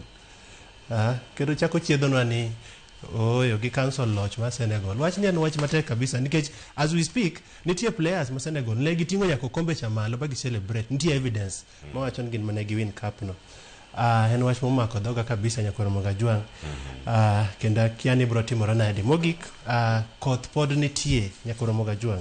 Kata mana bombe ma Nairobi kae kendo iwacho ni intensity mare bro medore kabisa chakre tich ang'wen nyaka kata Jumapil. Bed motang' kabisa kendo kata kidhi e yore ni mag menyo neni wuotho maber mondo ula kik yuai seche duto pacho kae. Otherwise erokamano Cleophas agoni erokamano seche duto kuom gwel makende. Ageno ni wabiro bedo godi chieng' maber kendo Nyasaye ogwedhwa seche duto. Nyakoro Jwang kama ne kaf an ka kod Boni erokamano Boni. Kama ne kaf gima kaf otimo Nyakoro Jwang. Okada wacho nikech anya wacho ti wacho ni mano paro mar remo gi TV abukonu kamoro machielo kata kamano ng'ama rieko som nikech wijo kanyo kosemiyo kombe an gi picha ka ting'o kombe kaka iwacho ni Sadio Mane nokawo kombe mano mar AFCON the time gi jok mamoko mapontiere karkacha to jotugo mago mag Morocco kama gintiere gichung' kama chal nade. Nyakoro Jwang mane makele giko mano mara nono magazet. Som gazet momori kawuono Kogalo Gor Mahia gocho gi Shabana chieng' Ngeso. Mano kosego FC Leopards kawuono Gor Mahia gocho Ngeso timedo difference man kacha gi points madhi 13. Mane mit ma league mapacho kae. Nyinga Cleophas Oloch legisimo kanya kwara mukio nyaka changwa welet Joyce Duor makeloni chal mar Kenya kawuono to ahinya ok chal mar Kenya arita matimore Migori chal nade Nyakoro Jwang. Iwacho ni GSU ndara masori madonjo Nyatike mantiere alwora ma Migori County yo Nyatike ku Makalda Kanyarwanda ka en ang'o mok timre. Jotelo osegolo duond gi mopogore be nitie resruok moro manyalo neno obedo kae mar nono twak makamano arita kwe e county ma Migori ahinya mano ma Nyatike. Wan ka kodi achiel kachiel bang' yo maka osani kik mabor.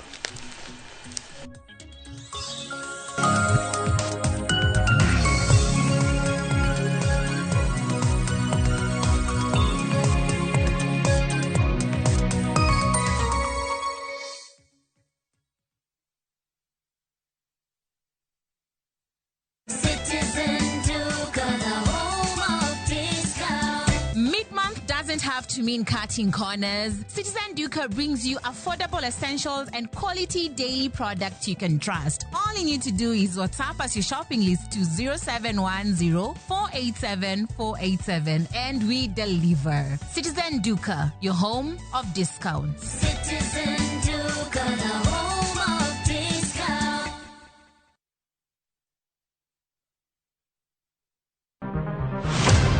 Chal mar pinywa en gima ichiko e mbaka ma wabedo godo kanyachiel. Ok oripo bed ni warito Trevor nyaka issue obedie. Nikech leadership is not just felt in a crisis. Chakre wach yuto nyaka somo, wach telo nyaka ngima mapile.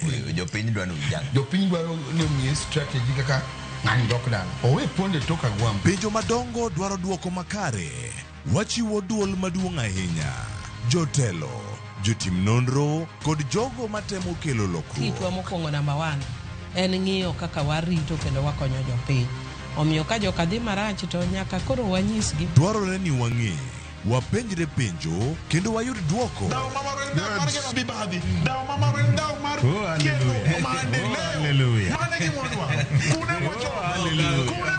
Riuri kod Trevor Ombija, Tich Adek, Saa 3 otieno, mana e Ramogi TV.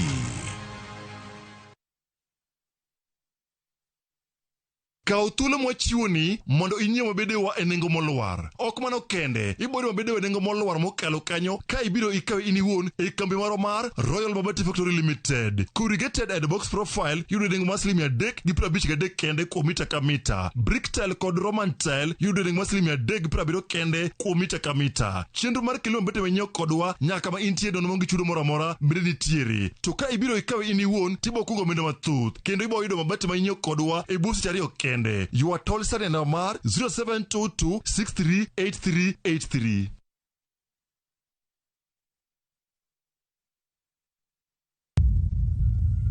Kar chakruok wach ne nitie, to kata sani pod nitie weche machando ganda manyaka many duoko maggi. Kingli bimbe chando wa kabisa, chando wa okwa pur an mokwongo bim no lawa magora piny maidong neno lwetani. In wacha nikech asewuok oko mar keloni joma ni kod duoko.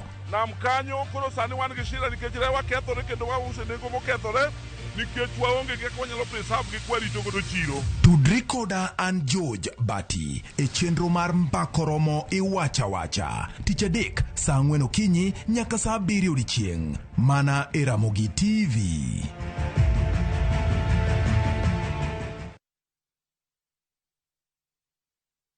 Marubani wametambua skies za shabiki ni clear. Wana fly to the highest multipliers wakidondoka na big wins. Kwa majina naitwa Irina Yuma, natoka Kakamega, nafanya kazi ya kusaidia Sisters kwa Convent. Niliekelea 100, nikasukuma, nikapata hadi 2400. Hadi baadaye nikapigiwa simu, nikaambiwa nimeshinda nusu milioni. Nilifurahi sana. Hii pesa napanga kuziendeleza kimasomo na nianzishe kabiashara kadogo kenye katani-boost pia. Nasikia vizuri, nimefurahi sana. Nimeshinda hadi ku-express the joy that I have. Changamka champe, download app ya Shabiki on Play Store na utawale hizo skies ukidondoka na big wins in seconds. Gaming is addictive. Play responsibly. Not for persons under the age of 18. Shabiki.com is authorized and regulated by BCLB license number PG 0001082.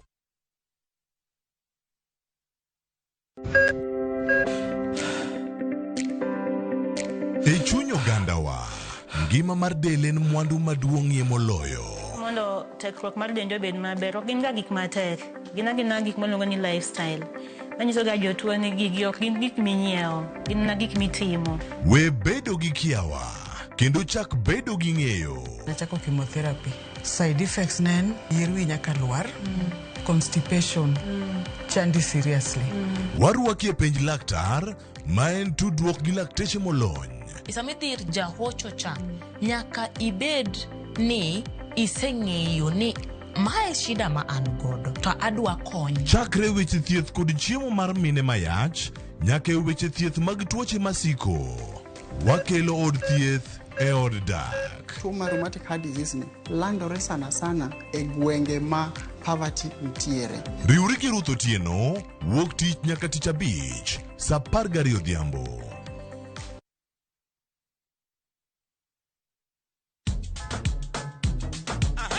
Wuok tich ka wuok tich, yawuot luo ting'o duondgi malo, ka piny luo chiko ite. Chieng' tich ariyo ka tich ariyo, nyakumunga juang' en odiochieng' mar yuto mari, wapuonji loso manyonge. Mari, oloyo mara kwayo. chieng' magoro kawa makwongo ni gwendo to michope gweng'wa morindo yo ichopo nyanya penjo Hero mit, olit, kendo en gi puonj. Kanyo bende wawacho ni in kaka ng'ama miyo bora ni Nyasaye omiyi teko dier piny kaendi in miyo monyalo. Tich ang'wen pado manyachon kod mbaka mamit machon ka okelo ni kamane. And of course, chieng' tich abich ka tich abich en odiechieng' mar loso kapuoyo, ngolo to mana kaliet to kapok wakelo ngolo. Wapuonjre ni timo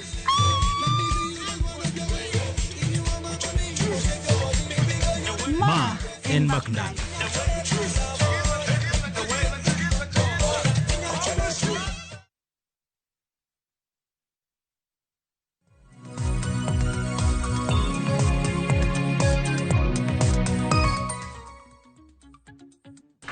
Nyakwara Mugejwang dakika ina par kod achiel tok sa achiel mar okinyi machiegni e twak moro mokwongo e chenro mar Rupiny okinyi makawuono matayi nyinga Joyce Oduor. Nyakwara Mugejwang okinyi makawuono wadwa twak tudore kod nok mar arita e kaunti ma Migori kaluore kod weche mopogore opogore mosebedo katimore e kaunti ma Migori. Juma mokalo ne wanno ka jopiny ne omonjo tesendo bila mano ma Makalda mayudore sub county ma Nyatike e kaunti mano ma Migori e kinde ma jopiny ne obago ng'anyo kendo rakruok no bedo e kindo bila ka achiel kod jopiny ka jopiny ne obago ng'anyo ka koro ne giywaka kotudore kod rochruok mar arita mosebedo e kaunti ma Migori e kinde rakruok makamano ji ariyo ne owito ngimagi ka obila buora kata mathoth bende ne ohinyore e kinde ng'anyo makamato kotudore kod rochruok mar arita mosebedo e kaunti ma Migori. Sirikal ne okawo okang' mar tero obila ma majoni kata GSU mar mondo mi okonye e keto arita makare e kaunti mano ma Migori. Kata kamano nyaka sani jopiny e kaunti ma Migori bende ywak ni obila ma majoni koro sandoge ahinya nyato weg nyamburko kata weg matatu mayudore e kaunti ma Migori. Sani koro giywaka ne ok ginyal dhi mbele kod tijegi e yo makare kaluore kod kit sand ma koro obila mago mag GSU sandogi godo gino mamiyo ok ginyal yudo yuto gi mapile ka pile e yo mawinjore. Nyakwara Mugejwang kotudore kod nok mar arita e kaunti ma Migori mane thuon wach madwa twak okinyi makawuono to twak maket kod ma okabibedo godo kenda. Ntiere kae kod welo mantiere godo achiel kachiel e studio marwa e kaunti ma Nairobi ka. Antiere kod jaod bura machon ma Migori kata former Migori women representative mano Dr. Pamela Odhiambo. Machiegni ahinya daktari e twak marwa oyawre ichio nade? Erokamano ahinya Joyce, oyawre ahinya achio maber kendo yiena gi kanyo ni mondo awach ne jomigori no yawre uru kata tek kamano to ng'wono ma Nyasaye pod oromo wan gi geno machiegni twaka. Erokamano. Wendo na machielo Nyakwara Mugejwang antiere kae kod Kennedy Odondi. Kennedy Odondi en janon weche mag siasa. Oyawre Kennedy ichio nade kendo machiegni twak? Achio maber nyamera kendo waduoko ni Nyasaye erokamano kuom miyowa thuolo neno odiechieng' kawuono kendo walekawa mondo mi wago mbaka gi Nyakwara Mugi kaluwore gi weche matimore alworawa mar Kaluo.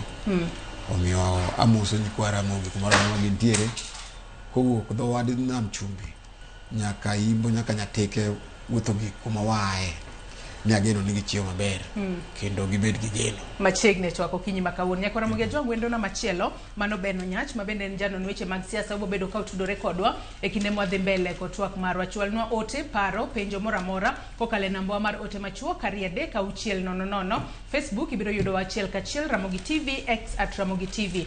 Kan bende nyalo tudri koda e Facebook page mara ibiro yuda Joyce Oduor, mbui mara mar X ibiro yuda @Joyce Oduor_. Kwachako twak marwa yanga okinyi makawuono dago mar mondo mi wawinjane report mano losnwa kanyo ko jafombo marwa e kaunti ma Migori mano George Juma kama ji ariyo ne owito ngimagi ka obila buora bende ne oyudo hinyruok kendo mwandu mathoth bende ne okethi mane tesendo obila ma Makalda mayudore sub county ma Nyatike e kaunti ma Migori e kinde rakruok mano bedo e kinde obila kod jopiny ka jopiny ne obago ng'anyo ka koro ne gikwedo wach mar rochruok mar arita kwe e kaunti mano ma Migori. To magi biro kata ywaka mano mar jopiny biro to ka nitiere achiel kuom johala mane ochiel gi lisasi ma owito ngimane mano otieno mar tarika 12 mano mar dweni. Wawinjane report makamano monde. Kalebeni tendre ite kwe wachi ni gionge kod report mag ng'at moramora mane ochiel kod magine mowito ngimane. e kind rakruok mane obedo e kind obila kaachiel kod jopiny mane omonjo tesend obila ma Makalda e sub-kaunti ma Nyatike ka giywago rochruok mag arita kwe. Moko kuom familia gwego mag Makalda kod jopiny osewuok oko ka wach rawere ariyo ne owito ngimagi e kind rakruokno. Ni koro nyore kosuti nyamera kaeri koa e business ne sa ariyo pok oromo osesute kaachiel gi chuore pok otieko dwe kata dweche ariyo ochako sut ng'ama chielo ka jopiny oneno lit ma jopiny owuok mondo giyud ratichgi ochako negi ji matiende ni wan e Kenya mane kwa national chakre be wasekwande DC DO OCS OCPD omi transfer odhi. Sharon Awuoni oyango ni owadgi manyinge en Kevin Omuto ne lisasi omako e agoge e kinde moriko ni owuok e tich ka odhi dala kendo ne owito ngimane kanyo. Ywaruok ni kinde obila kaachiel kod jopiny mane okelo tho, hinyruok kaachiel kod kethruok mag mwandu, okwede kod jopiny kaachiel kod woman rep mag kaunti ma Migori Fatuma Mohamed obende koro ose obila kuom tiyo kod teko mathoth. Security momiwa namba 1 gikia tije manokelo gi ka. Namba 1 security mobiro ka giweyo rito jopiny girito businesses mag ji mopogore opogore. Lynching site mana namba 1 kama security moningo rito. Namba 2 miere jo pesa kanyo miyude security moningo bed ni ritowa.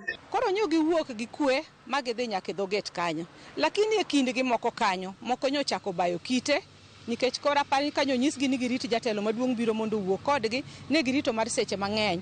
Koro gin ne gineno ni jogi ok dwar konyowa, koro gikawo chako bayo kite, gichako wang'o gik moko, gichako gore gi polise. Bang' mano koko nobedo mang'eny kabisa marach ma giwang'o gik moko ma vijana ariyo nonegi. Jodak ma Nyatike kod jotelo ma opogore opogore wacho ni gisebedo ka giywago rochruok mag arita kwe to ndari kwe ok osebedo ka winjo ywakgi ka koro giramo ni obila ma osebudho kanyo nyaka koro loki. Jopiny ywak ka giwacho ni polise ma Nyatike ka osebudho, ging'iyo gi jopiny kata kok kuo mar bunde mar jookono nitie gik maricho ma gineno ni polise gitimo nikech ng'iyo osebedo mang'eny.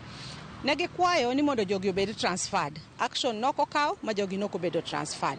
Ok ni ok gidwaro police area, gidwaro police but giwacho ni kelnwa uru moko mapok ong'iyo gi jogi. Mano kel Nyatike ka gingirito sites mag mining ogirito jopiny. Mar ang'wen mogik ne wakwayo telo mamalo mar gavana Ochilo gi teko ma en godo olwilnwa jogo miwa kata moko bio konywa nikech gisebudho ka. Giwacho ni nitie jomahundu ma omanre kod bunde machal ka gima tiyo kod obila e monjo johala e kar dak ma Makalda. Kamishona ma Nyanza Flora Moro mane olimo tesend obila ni Makalda ne owacho ni obila onge kod lipot mar ng'at mane onegi kod lisasi ka gimong'eyo en obila maromo 6 noyudo hinyruok e kinde rakruokno kendo mwandu mathoth moting'o nyamburko mar obila ne okethore. Moro ne oseyo jopiny kuom tiyo kod teko mathoth e kinde mane gidhi manyo ratichgi e tesend obila ma Makalda. Adek mokalo nitie nyako matin miluongo ni Jadida mane ogo gi bunde, chuore be nogo gi bunde, ma sani gin joma ng'ol. Jadida ok nyal wuotho kendo e ngimane. Sani en ng'ama ng'ol makoro gikete wheelchair nyaka chieng'. Nyocha kijana moro bende matiyo M-Pesa mane area achielno bende ogo gi bunde ma eto to koro tho. George Juma, Ramogi TV, Migori. Adona chak kodi Dr. Pamela Odhiambo. Ang'o matimore e kaunti ma Migori? Neno kanyo ka jopiny ne nitiere kod ichwang'a kaluwore kod nok mar arita. Gino mano miyo negi monjo tesend obila mano ma Makalda mayudore e sub-kaunti ma Nyatike e kaunti ma Migori. Kendo kuom hawi marach ji ariyo ne otho. Ang'o makelo nok mar arita e kaunti ma Migori? Kendo winjo kanyo ka jopiny bende ywak no winjo bed ni obila madongo mano moting'o kanyo DCDO, OCS kaachiel kod OCPD winjo bed ni miyo transfer mar mondo mi kwe obede kaunti ma Migori. Daktari. Kapok adwoko penjno yiena mondo akaw thuolo makende kendo mar kuyo kod jonyatike kendo wacho ne jonyatike ni mosura ahinya. An mabet ka ni anyar Nyatike, onyola Nyatike, adongo Nyatike. Kiwuok Nyatike center kama gigi koro timore ma rach ahinya no. Nitie kaka inyalo wuotho ka in gi tiendi to an kaka jang'wech mabed ne nyalo ringo chon. You need about 1 hour mondo iwuothi kia kama dala wanitie gi Nyatike kanyo. Koro an familia gi weche madhi kanyo. Omiyo joma nyocha ohinyore duto nikech lweny manyocha obedono, atimonegi mos kendo akwayo Nyasaye ni mondo omigi chang makende. Joma nyo owito ngimagi nikech wachni bende agoyo mos makende ne mieregi, wuonegi gi minegi, mondegi kata joma nade ma gin go related. Nyaka wan gi wawinjo midhiero no kendo ok ober. Kaka ng'eyo Nyatike, awacho ni nadongo Nyatike, ma wuok gi Nyatike kanyo kasebedo ng'ama riek mong'eyo gima timore. Nyatike yande en kamoro ma weche aina makoro watimogi kata ma wanenogi yande ongega. Sana sana weche mag violence gi kuo kata attack mag bundegi ne tin ahinya Nyatike kanyo. To kata mana ng'ato makao ligangla ka ketho go ngima wadgi, mago nyocha tin ahinya e Nyatike kanyo. Omiyo gima timore ni en a phenomenon moro mopoyo jogi kendo ok en wach mayot ahinya e liari kacha. To gima ang'eyo nosebedo kotimore e dweche moko mokalo kodok chien kae, nitiere kaka midhiero moko osemako ji kanyo.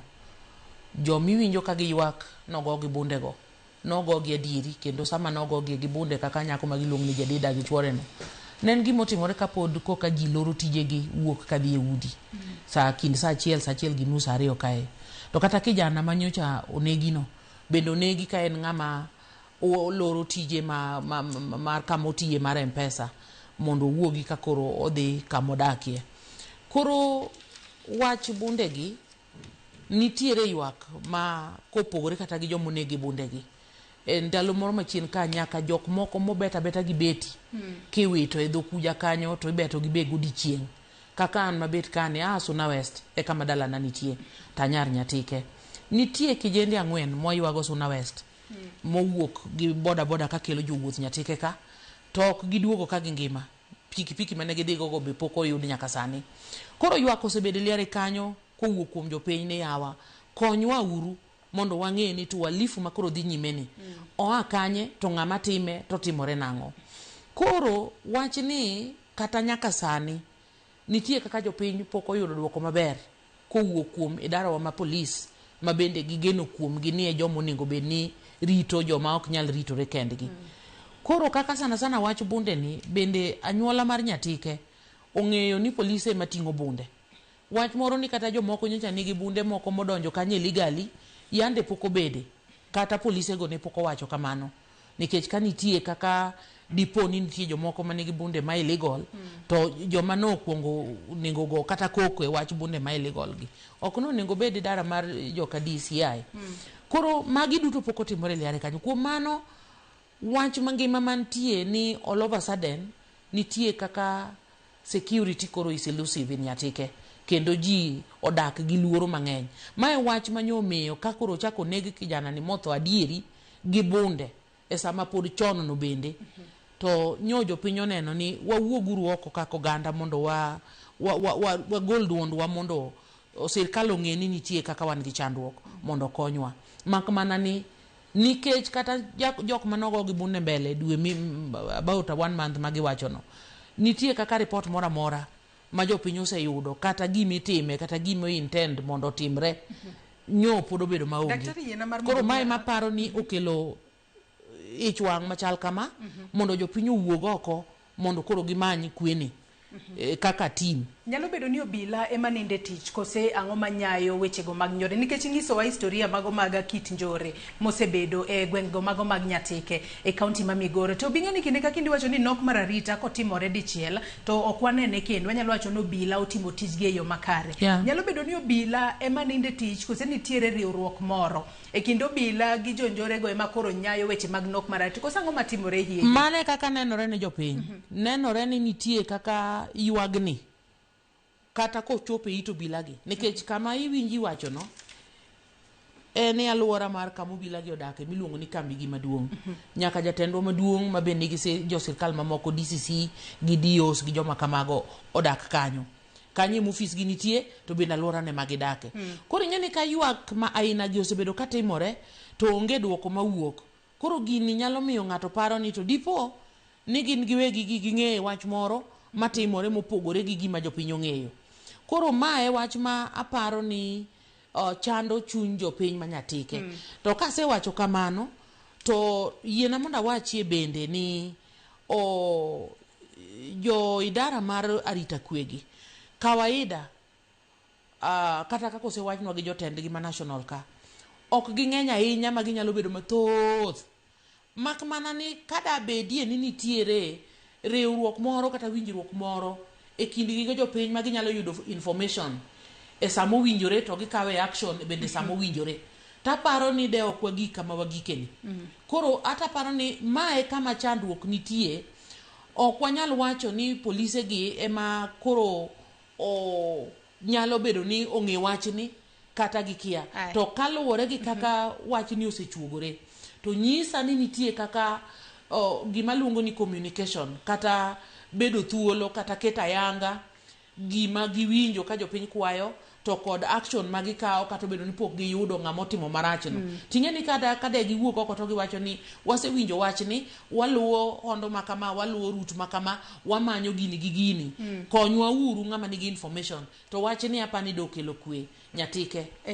Yiena mar mondo mi arwaka Kennedy Odondi janon weche mag siasa twako kiny makawuono. Kennedy karwaki e twako kiny makawuono. Ang'o makelo nok mar arita e kaunti ma Migori ahinya to kar chung od bura mano manyatike mag gwenge mago mag Makada. Onyalo bedo ni nitiere weche mag siasa moko ma bende odonje iye kanyo, kose gin mana jonjore makoro oyudo bunde makoro wacho ni wan koro gwenge gi we koro watima monja ma oyaye. Kennedy.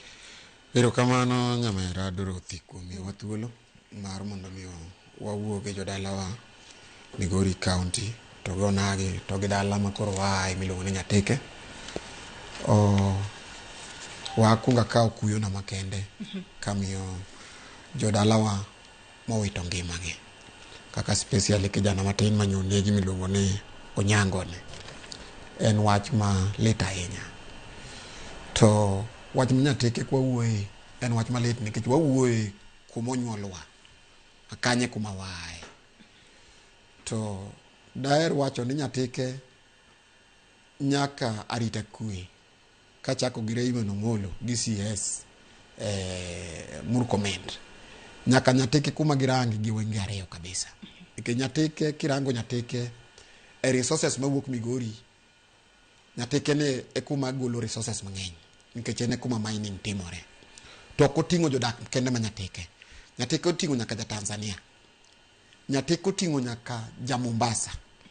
Nyatike oting'o nyaka ja Central. Nikech en kuma oting'o nyaka ja China. Nikech en kuma imanye mwandu mar gold nikacha. Koro miyo ma kelo nyaka jo waundu nyalo wuok kuonde manye gitime waundu magibi gidagie ei waka. To mae momiyo wawacho ni arita kwe nyaka ng'aw e Nyatike. Wang'eyo ni jogewa marito kwe ok ging'eny mana kaka mirwa osawacho Dr. Pamela ni obila ok nyal romo bate wakwayo ni kuma ni giro sasa machalo kaka Nyatike to ne bet kanoningo bed ne gimiwa security mabet ni malo matin. Da wuoyo gi regional commissioner ma en madam Liang kowuok Kisumu. Kikonindi kata ken Kisumu kuro gin gi county commissioner Mr. Mutua. Gikawangi kendo girangi mondo gimiwa security makende. To gima bedo na malit kata gima wuoro nikech mok mokwongo. Sama Nyatike all time wabedo gi changes mar the security especially kobire OCPD. Okawuoye ni an gi ng'ato gi giraj kata personal. Sama wan gi OCPD mamine wayudo ko wan gi peace e Nyatike mayo sama wan gi OCPD machuo. The reason why mami akela kama nyo wan gi Madam Dorothy manyo nyaka nyo wuogie koro en 6 month nyam lawyer nyako manyo rito kwe kendo weche mag kwe nyeberie e Nyatike. To nyaka nye kelnwa OCPD manyien madichuo manyo donjoni kae makoro arita kwe owuok onge arita kwe. Omiyo wakwayo ni Nyatike kaka en kuma orito ji mang'eny kendo kuma ji mang'eny menye. Wakwayo the national government mondo omi jogewa arita kwe makende. Ing'eyo ni gima kelo insecurity nyatike en kar gold. En kuma dhano pesa nitiere. Iyudo ka dhano nindo gi pesa e udi kata mana milion. Ma nyalo miyo waundu wuok kuonde mopogore opogore kata mana Nairobi kadhi kacha. Wang'eyo maber ni bunde to ng'e ni polis ema sirikal ema bedo gi bunde. Lakini nitiere bunde bende manie e lwet jaundu. Again ni kacha bende wan boda nyatike ma nyaka ibed ing'eyo ni nyatike e boda mar Tanzania bende. Koro ma nyalo miyo kata jaundu mong'ado kawuok loka kocha nyalo kalo gi tiendgi ka gibiro mondo timro kunani. Omiyo kwayo ni county commissioner gi Mr. OCPD manyateke gi regional commissioner Madam Lilian gi make sure ni kwanza gi ket security e border marwa gi Tanzania mondo wang'e ni to waundu gi giwuok Tanzania koso gin jo waundu mwadak ga e waka. Ma e gima kunga kwayo ni mondo timre. E sani gima timore nyateke ok en gima ber. Kendo en gima kata wan kaka wajo nyateke kata kuonde ma wantiere wawinjo malit sawa sawa. Nikech iyudo ni joge wa manye menyu nyithindwa manyo salokore manyo bedo joma beyo koro dok e mier sani. Ma dhi kelo insecurity nikech security dhi bedo kaonge nikech nyithindo manye menyo kucho e gold kucho koro sani gisadok e gweng'. Gidok e gweng' nang'o? Ma joninyo okel magin Red Beret miluongo ni Jesu. Goyo ji nyatike moko matamre gi nono. To police en ng'ama onego bed ni rito ngima dhano, ngima raia mare. To police ok onego bedi ma bende nyaka wawuo gi Raymond Dr. Raymond Omolo gi CS ni sama gitero ji giwe kawa ji ni gitero kucho nikech jogi koro ok gidhi gikelo kwe. Jo police moter gi ma Jesu gi be koro dhi timo maundu. Iyudo ka gigo ji kacha gigolo ji nyaka ute nyaka joma nyeo kotimo uhalifu nyaka raia ma kawaida gigolo udi nikech nyaka sani mana kapod wantiere wachno ang'eni nitiere gimidwa medo in be daktari yena mar mondo miyo winja ne sigana machielo mabende jafwambo marwa mano Jojo manoloso n'odiochieng' manyoro kama jopiny kata apedha ma obila mago mag GSU timo e gwenge mag Makalda mano e sub county manyatike county ma Migori nyaka sani koro ng'uoko chenro mag wuoth e apaya mano maduong' ma Migori kochomo Sori ka nyaka sani koro joriemb matatu kod jodaka yuago sanda e lwet obila go kamoko kuomgi osechako ringo koro giringo giweyo miechegi gidhi kama chielo. Ang'o momiyo mae timore? Oter GSU kacha mar mondo miyo rit jopiny to GSU onogo ema koro sando jopiny. Ma bende owinjo bed ni timore adiera. Wawinja ne report makamano mondi.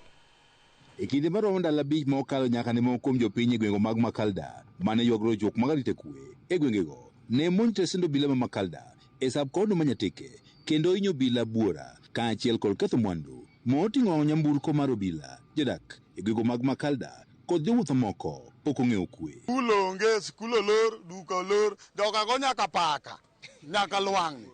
Onge gima giweyo. Nyatike ler ka paw mpira. Nyithindo ringo gi jonyuol, gik moko dong' e wang'ayo ma kaka timre onge. Koro nyaka bed notimore marach kabisa, to wan wahinyore. Idhi pe gechewa kendo kwan ne sani gi gari ni tap, tichungi gi luth. To ka ok ichung' to en luth eminyalo go gari kata igoyi godo. Gima notimre nyatike rach, to rach ok chul gi rach. Wayien sirikal tiyo tichne, to gi kama wagikie ok wanyal move.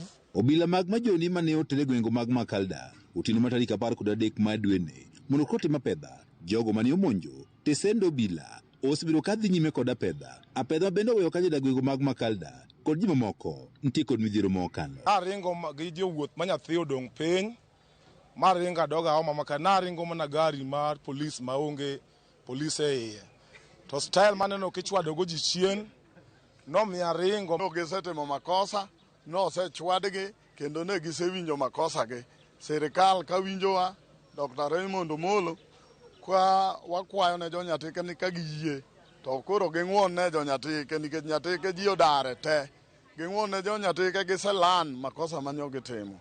Joriemb matatu matiyo kod apa mawuok Migori nyaka Sori gin mokuom oganda mos neno matek e lwet obila masani koro ol e gwenge mag Makalda.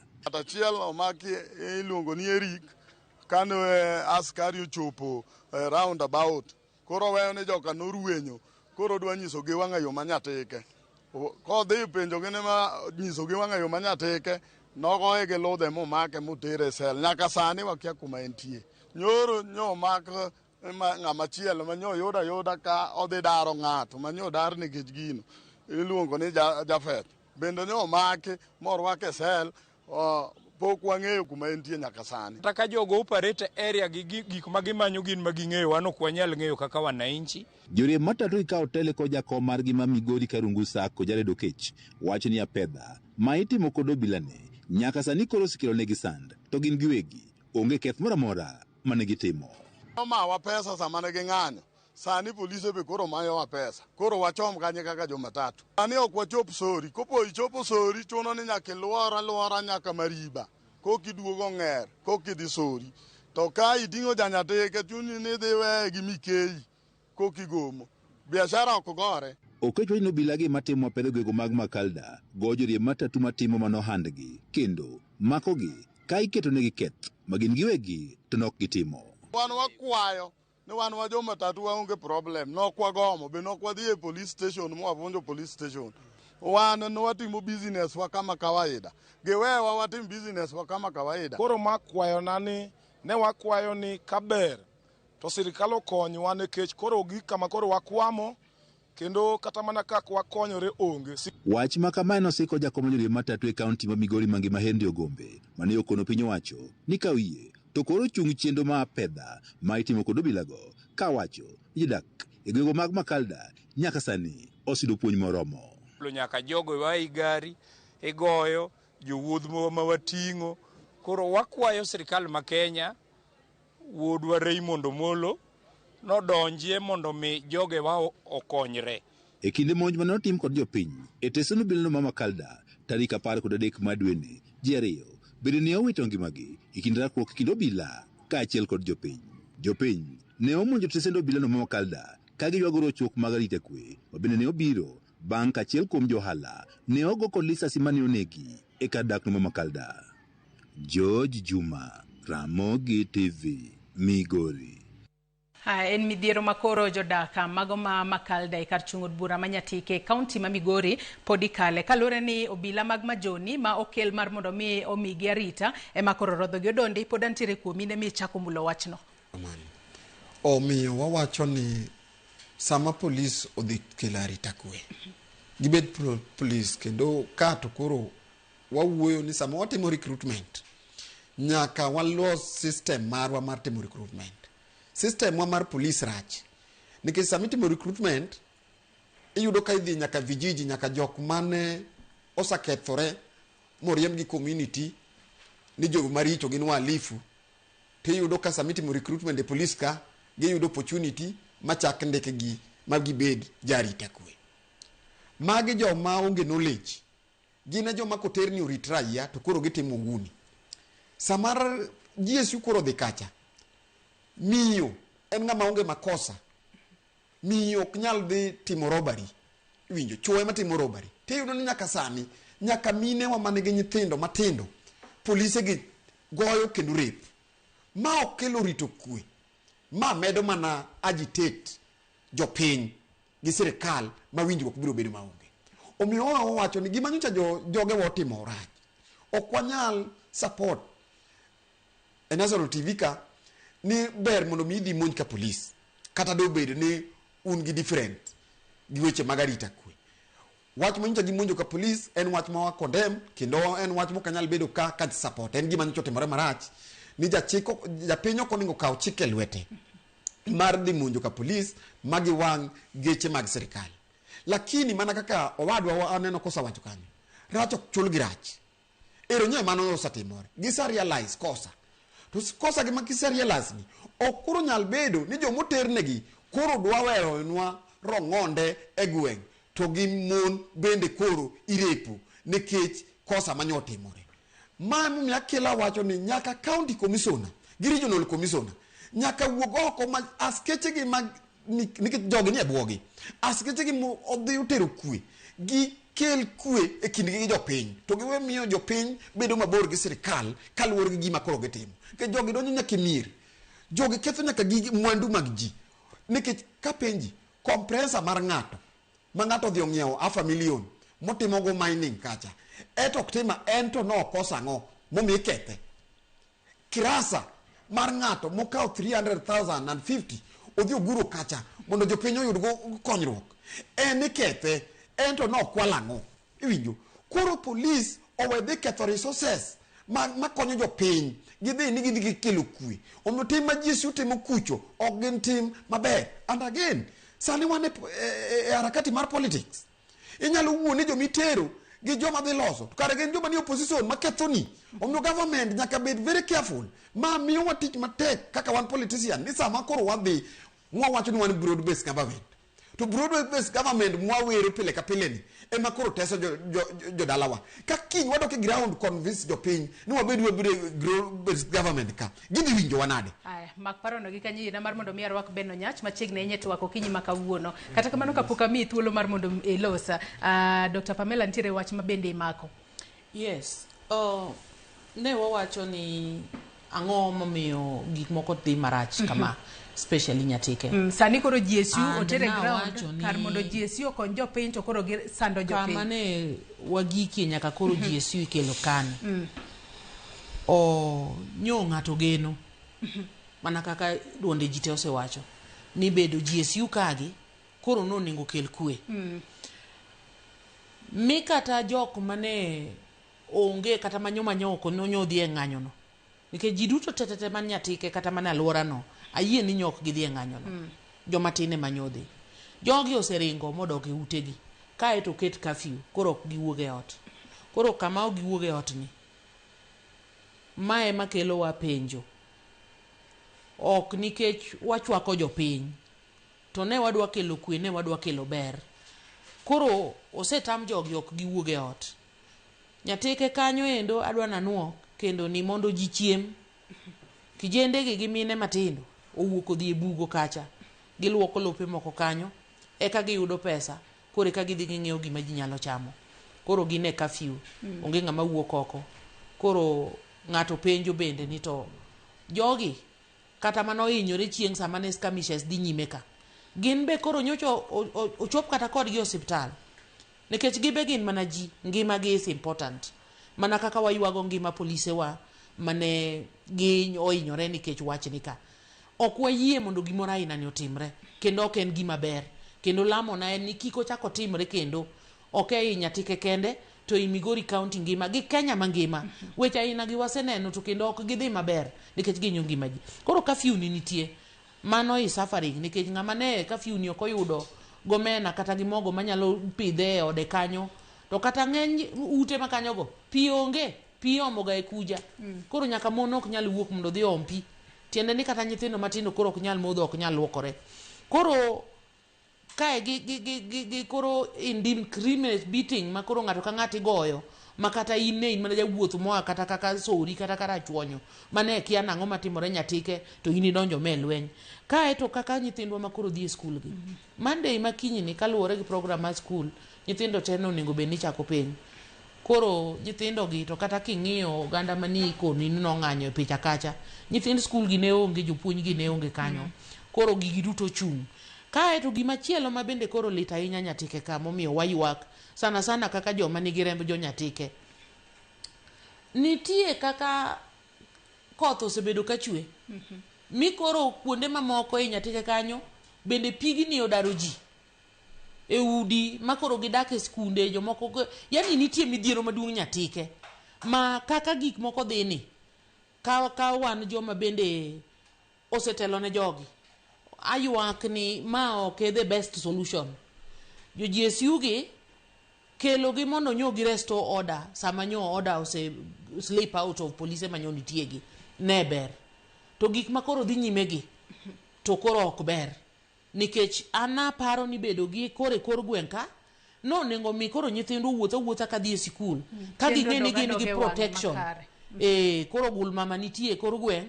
gima koro nyalo chako dhi marach onge apani mae gima nonego timre kae to gima dwa ni mondo achier ka kendo emphasize e Kenya kae way back higa madhi 2011-2012 kucho ana wuon ni ang'eyo ni na participate gima nwaluongo ni police force reform ka ne waketo constitution manyien kindego bende nitie kaka relationship manie kind jopiny gi idarawa mag joka rita kwe ne rachie moloyo kaluwore gi gik mane timore. Koro ne wawacho ni nitie kaka policing ni bende nyaka bed reformed. Mi e Kenya ka ang'eyo ni nitie gimosedhi nyime miluongo ni community policing ma jori arita kwegi otudore gi jopiny. Koro jopiny ok negi kawasigu, jopiny neno gi kosiepe, jomobiro mondo konygi, joma nitie mondo gik moko dhi maber.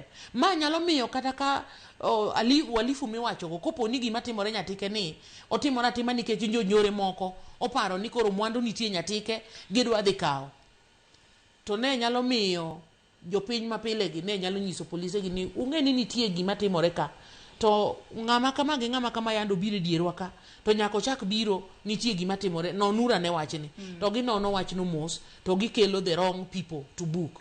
Ta situation makoro wadhi kaka wadhini, an nadwa ni mondo akwa ne dwa nwa strengthen gimiluongo ni confidence e kind jopiny gi jowa morito kwegi, mondo jopiny ong'e ni jogi nika for our good, to jogi bong'e ni jopiny gi bende nika to ok gin joma dwa tiekowa, gin e joma wabiro rito.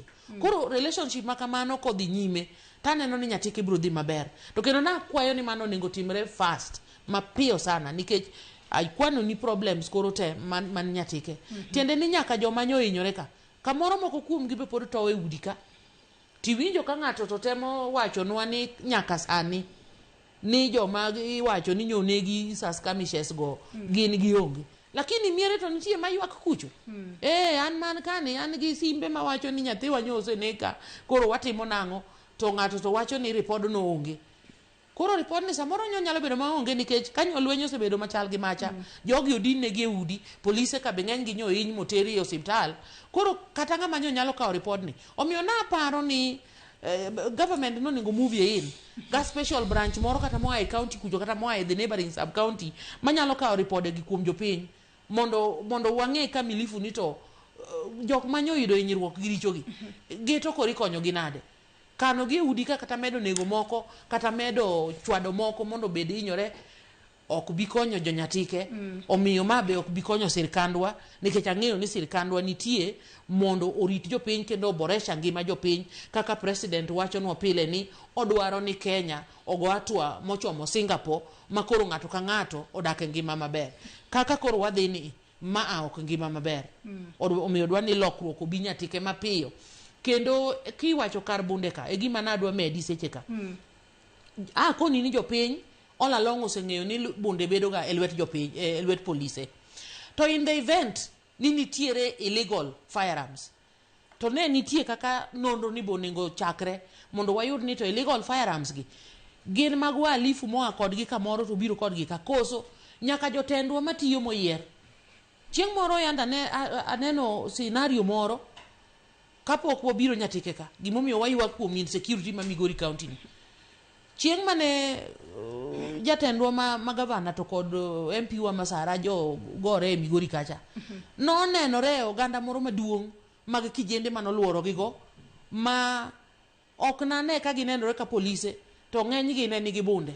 Koro the question en niya, jotendwa moyier gi nitiere arita kwe momigi ma license manigi guns, to gin bende nitie kaka giloso arita kwe gi mamoko nikech ji ariyo kata di adek momigi gi okoromo.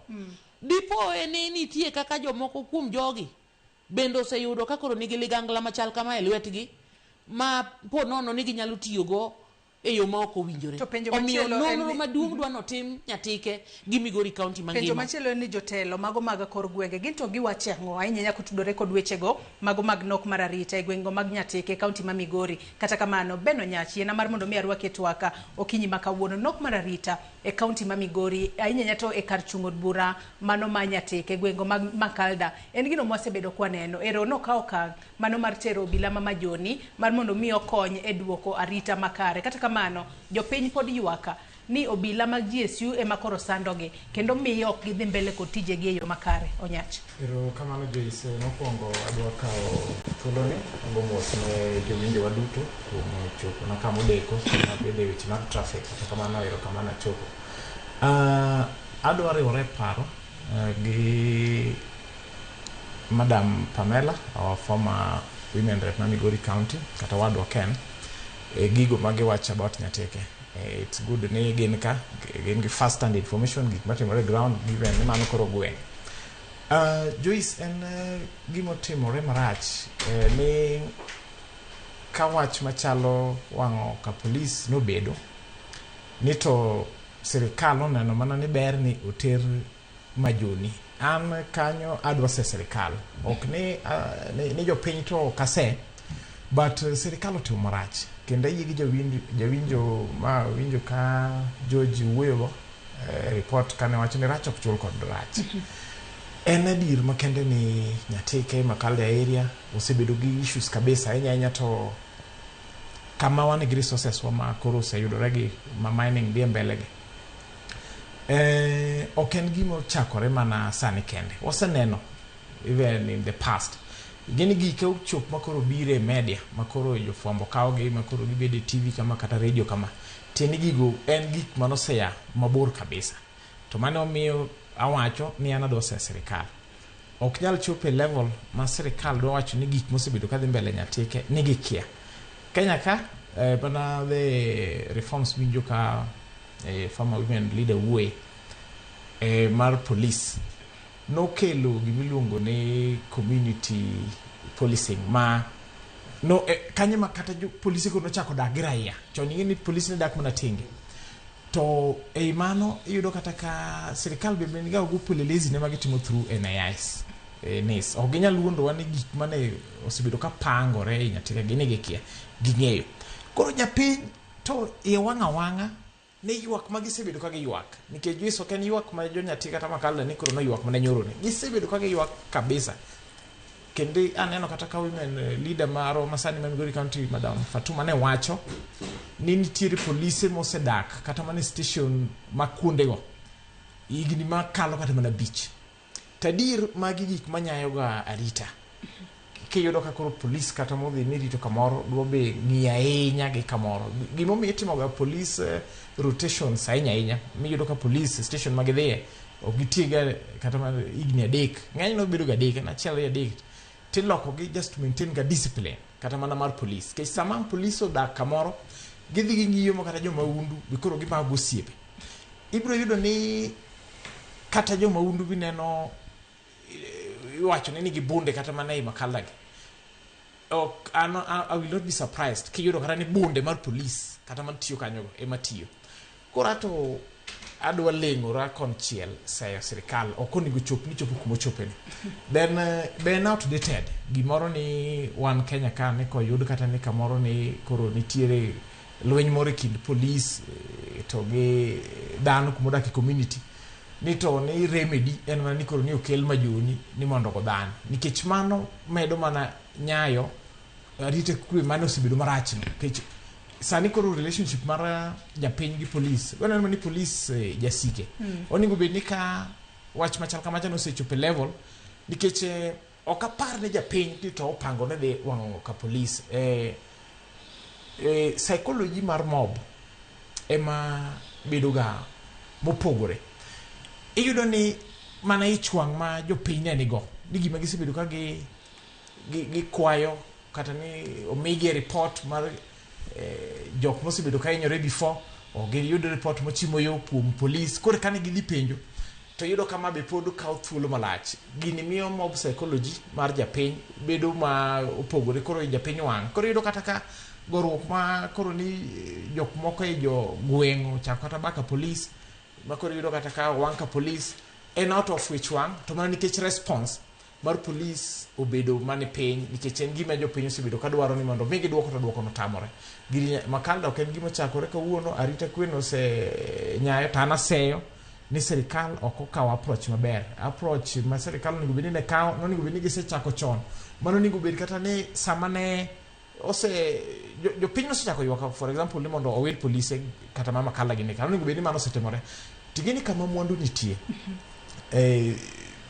thoro attract ji mang'eny Makalda kama mwandu nitie mar gold minings mar gold no to kata mar copper kaka ineno notimore chien kacha en kama mwandu nitie koro jo waundu ber kuonde machal kamano mano gima sirikal onego bed ni oseng'eyo ma opelelezi onego bed ni gisetimo marita kwe osebedo ni odhi mbele makata mwandu jopiny irito Koro ata seyo sirikal ok adwa egemea ni adwa seyo jopiny gini en gima osekawo thuolo malach to sirikal ok onego bed ni approach gi goyo jopiny. To kata bedo no kidwa seyo jopiny bwa nyalo seyo kuom monjo tesend obila nikech monjo tesend obila to ken gino makare monjo bed ni gitimo nikech ka gise monjo tesend obila ma giketho mwandu kacha gimoro kotimore negi ginyalo dhi go report kanye kata kamano kinde mathoth wacho ni seyo gwang' iseyo gweno bede owinjo bed ni seyo gi duto. Joyce wacho kare to gima watemo wacho kae niya kata sama wabet kani wakwero jo dalawa nyikwara mogi duto mawinjowa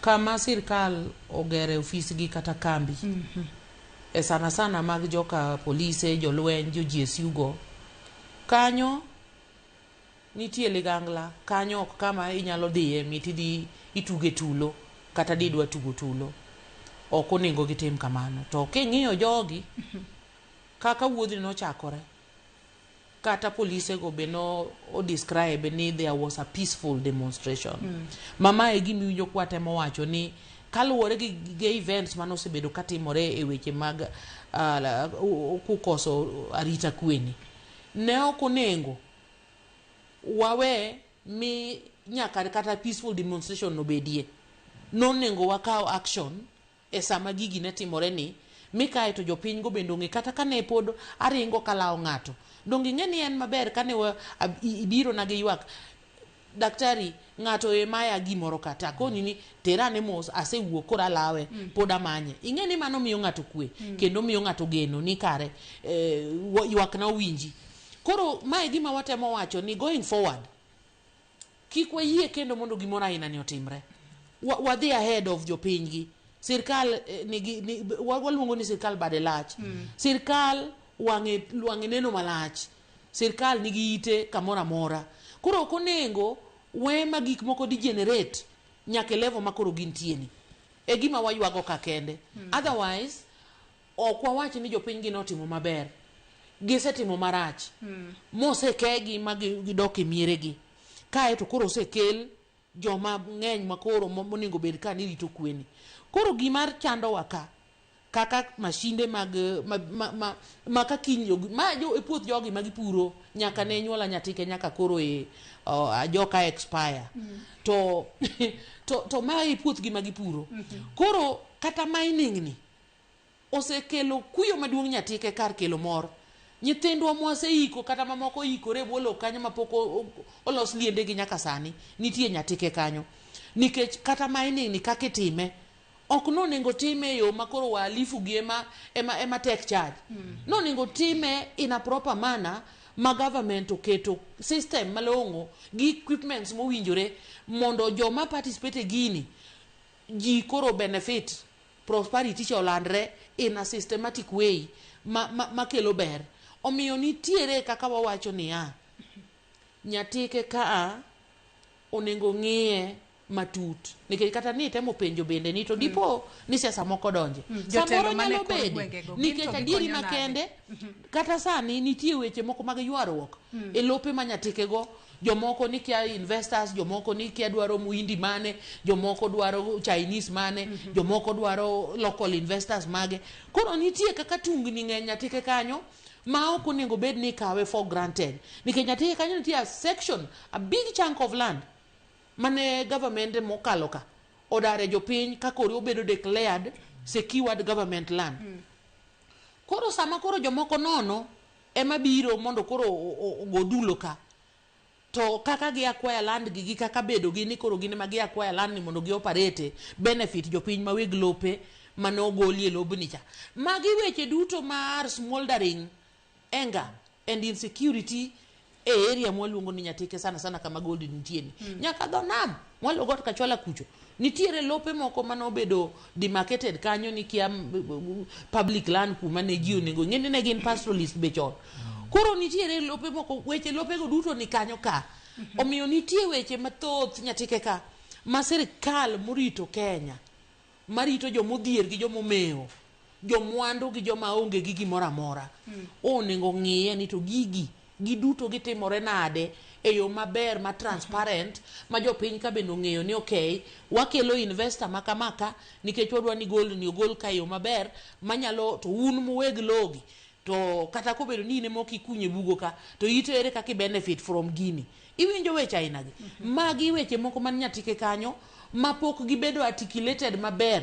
Yandi neno ka kinde moko chien kacha kijana miluongo ni Okwanyo mabende MCA morito area no to kod governor wa nokelo tulo kanyo maduong' chieng' moro mabende kanyo bende waneno ko wang'ie geche joma nohinyore koro weche gite nitie kaka there is a bit of opaqueness kaka gitimore Nyatike ka man takwayo sirkal maduong' gol man Nyatike ok tin owinjo bed ni rite yo makare oningo bed ni rite yo maber kendo oningo bed ni systems marito Nyatike are genuine and transparent. Yena mar mondo mi ami Kennedy Odondi bende thuolo Kennedy Odondi jotelo mago mayudore kor gwenge mago mag Migori ahinya to Nyatike kacha bende gisekonyo eneno ni nok mar arita ni odok chien. Iwinjo kanyo ka Dr. Pamela wacho ni nitiere moko kuom jotelo ma gin bende gintiere kod jogo machiwo negi arita kata kamano gin bende gimanyo joma moko machiwo negi arita ma seche moko gin bende gintiere kod bunde mag penjo en ni bundego bende gibedo license e yo makare to maduong' en ni to jotelo bende gikonyo nyayo kwe kose gikonyo e nyayo nok mar arita ahinya te gwenge mag Nyatike kono. Erokamano nyamera Dorothy. En ni wadwa wacho adieri. Weche kuma gold yudore mana kadwa kuma ne brother na owacho. Kuma gold yudore weche ng'eny nikech ok en first time mama otimore. Recently kan Kakamega kuma nyie gold wuok e nywa neno kama joni nyoter kendo nyogo ji sawa. Manyiso ni sometimes sirkal bende nigi interest. Omiyo kaka Nyatike wasabedo gi problem nikech mana kaka Dr. Pamela wacho mwesimeo. Ni chien kucho nwaneno ka governor wa Ochila Yako gi Felix Okwanyo mama Kalda Kanyarwanda kuma goldo nitiere kumirito. Ne yiware kabisa kendo ne jio gore mane jio inyore. Nyatike nyalo bedo ni nigi wach mar ni nitiere politics ei interest personal interest mar ji bende nitiere ka. Ni kai manyo kawe eka 1,200 kichiwo ne jomoko nono lupiji ni ng'ato dwa timo investment kanyo. Iwinjo. Koro e harakati mineno ni koko bedeni ma ng'ato nyalo tiyogo mondo dhi okel koko kata mondo walifo donj kacha mondo kel ji kaka majoni makoro ji sugi ogo ji mondo oskea ji mondo giyud investors giyud kaka girab lopegi magi gik manyaka warangi mana kaka wawacho ni ok wanyal bedo kwa support ni gima nyotimore mar dhi wang'o station mar police ni en gima ber nikech police ne momiyo warita kwe.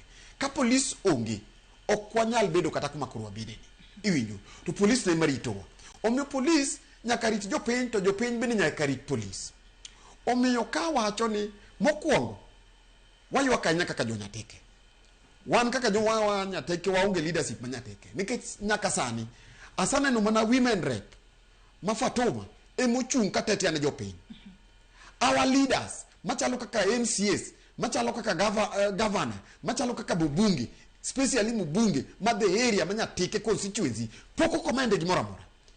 To ndalo mane wan gi Edith Omondi Anyanga no kelo ng'eyo kelo kue kinde gi police gi jopiny pok mwaneno ka gima kama otimore.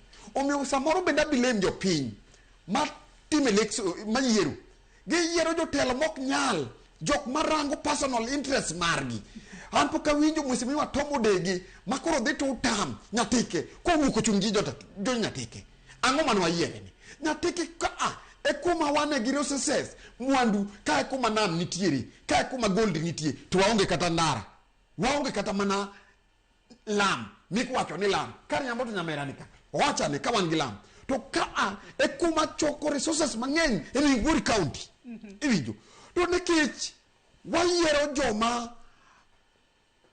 oyawa wadhi uru Nyatike waonge leaders. Omiyo awuoyo gi jopiny ni koro wadong gi few months to the election 15 nyako gojo moyiero kogno.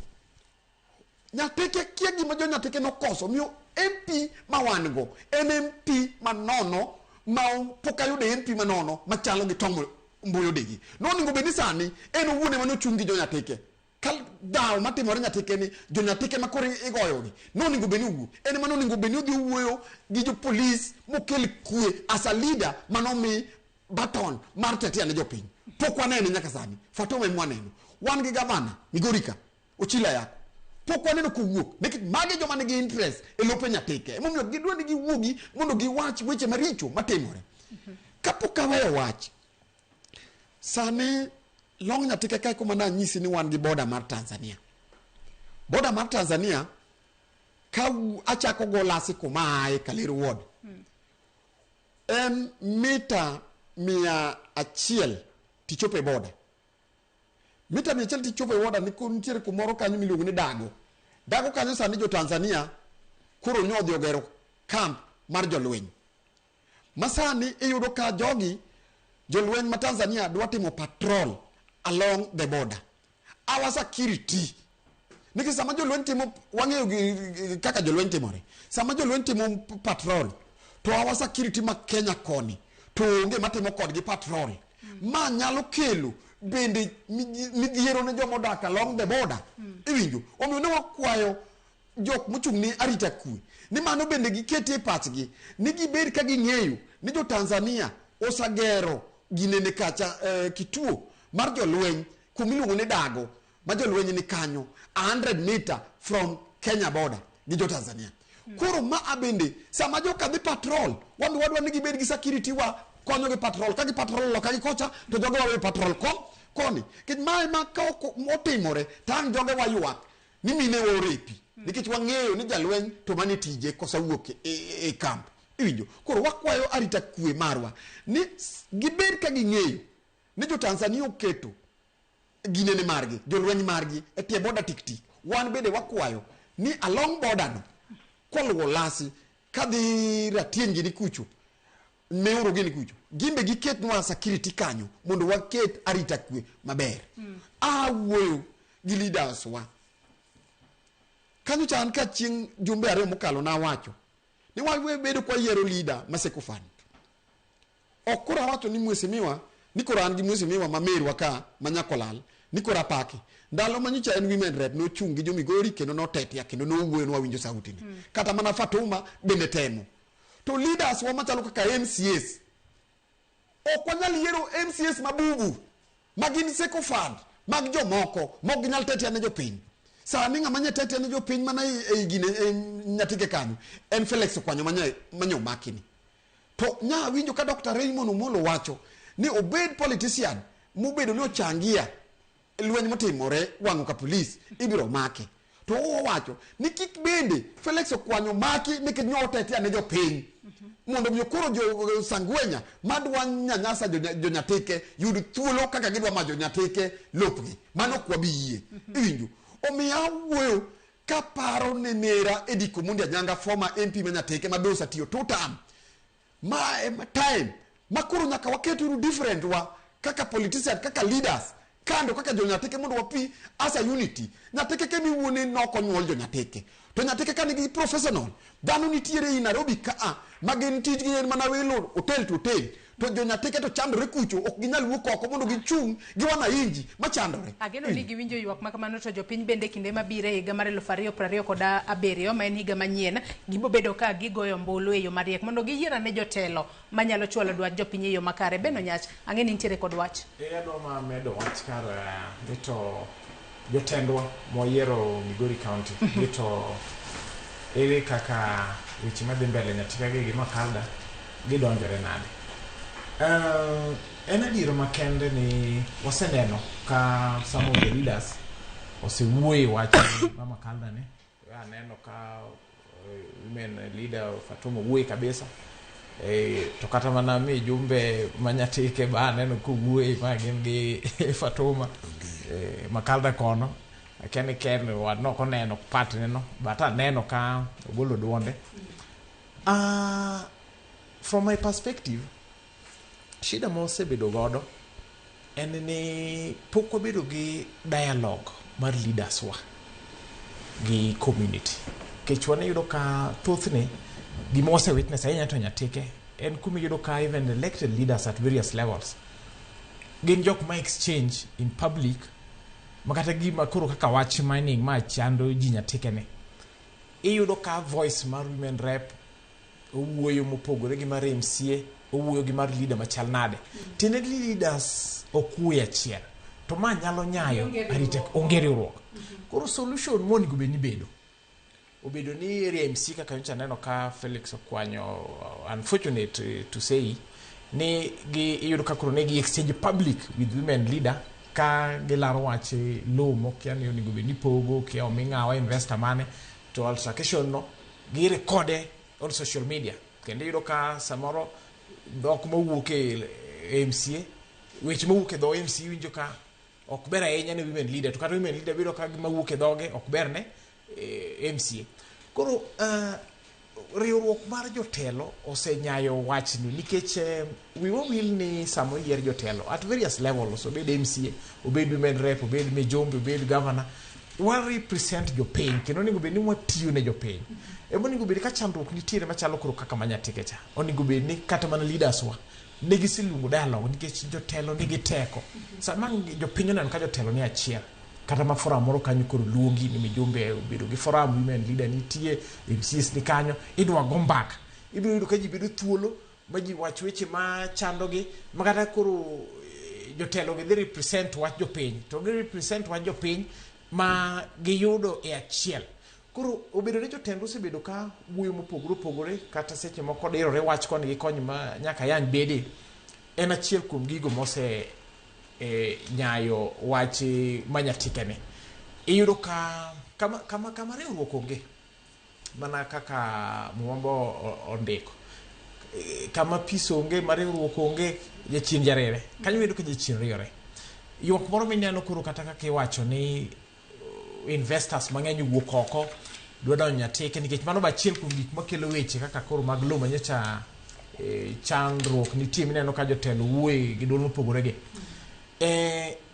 iyudo ka ma timore mana nikech onge achiel mar oganda to jotelo monego ket achiel mar oganda no nikech kata gima winjo ka Dr. Pamela oywago ni sirikal poko formalize mining sector no manyatike no kendo iyudo ka kata mana kaka ikunyo magang kanyo kaka itimo tich kanyo to wuoke ma awinjo kata ka ywak ka ni nitie jok ma oikore ika e buku kanyo chuth magin kata kuma ne gidhiye pok oyudi to mano mana nikech en sector ma is not formalized ka sirikal nigi nia maber mung'e ni mati livelihood ma jonyatike especially area mar Makaldani nikech onge gimoro machielo ma ni kanyo mitimo ena mani puothgi mani gima gipuro mani gima miyo gichiemo onego bed nobedo gima osebedo formalized maber ma kata ka investors nitie onego bed ni the community itself the leadership mantiere kachacha oyango ne jopiny mung'e ni all investors man kanyo bedo mapped out mung'e ni ma investor makama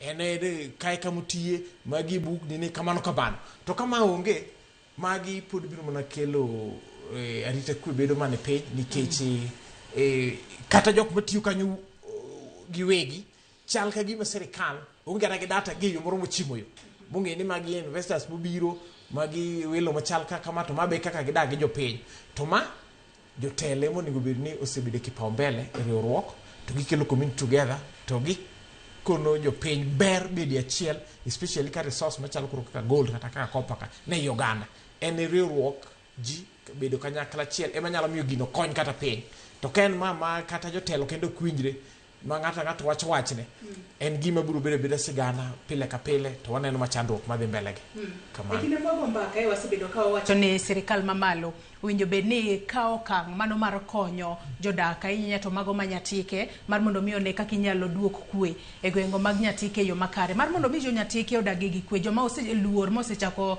dara kowuok e mieche gi kadhi kuonde mamoko ber ka duogo mar mondo mi gidhi mbele kod ngimagi mapile ka pile wadhi ka watieko twak marwa Dr. Pamela sirikal mamalo otimang'o hie mar konyo jonyatike yo makare nikech adiera wanyalo wacho ni jotelo manitiere gweng to onge riwruok e kindgi matene ni pok gigolo duon gi ahinya ineno ni ginyalo konyo jonyatike e yo makare sirikal mamalo otimane ang'o mar duoko kwe ne jonyatike sirikal mamalo onego champion gima koro timore ni mondo kwe obedie nikech joma ne nikagi to koro wacho setamo nikech ng'ama nende koro osegoyi mosehinyi ube uwang'o gigegi jogi nitie kaka mondo gichak wach kendgi koro ma giwinjre biro bedo matek.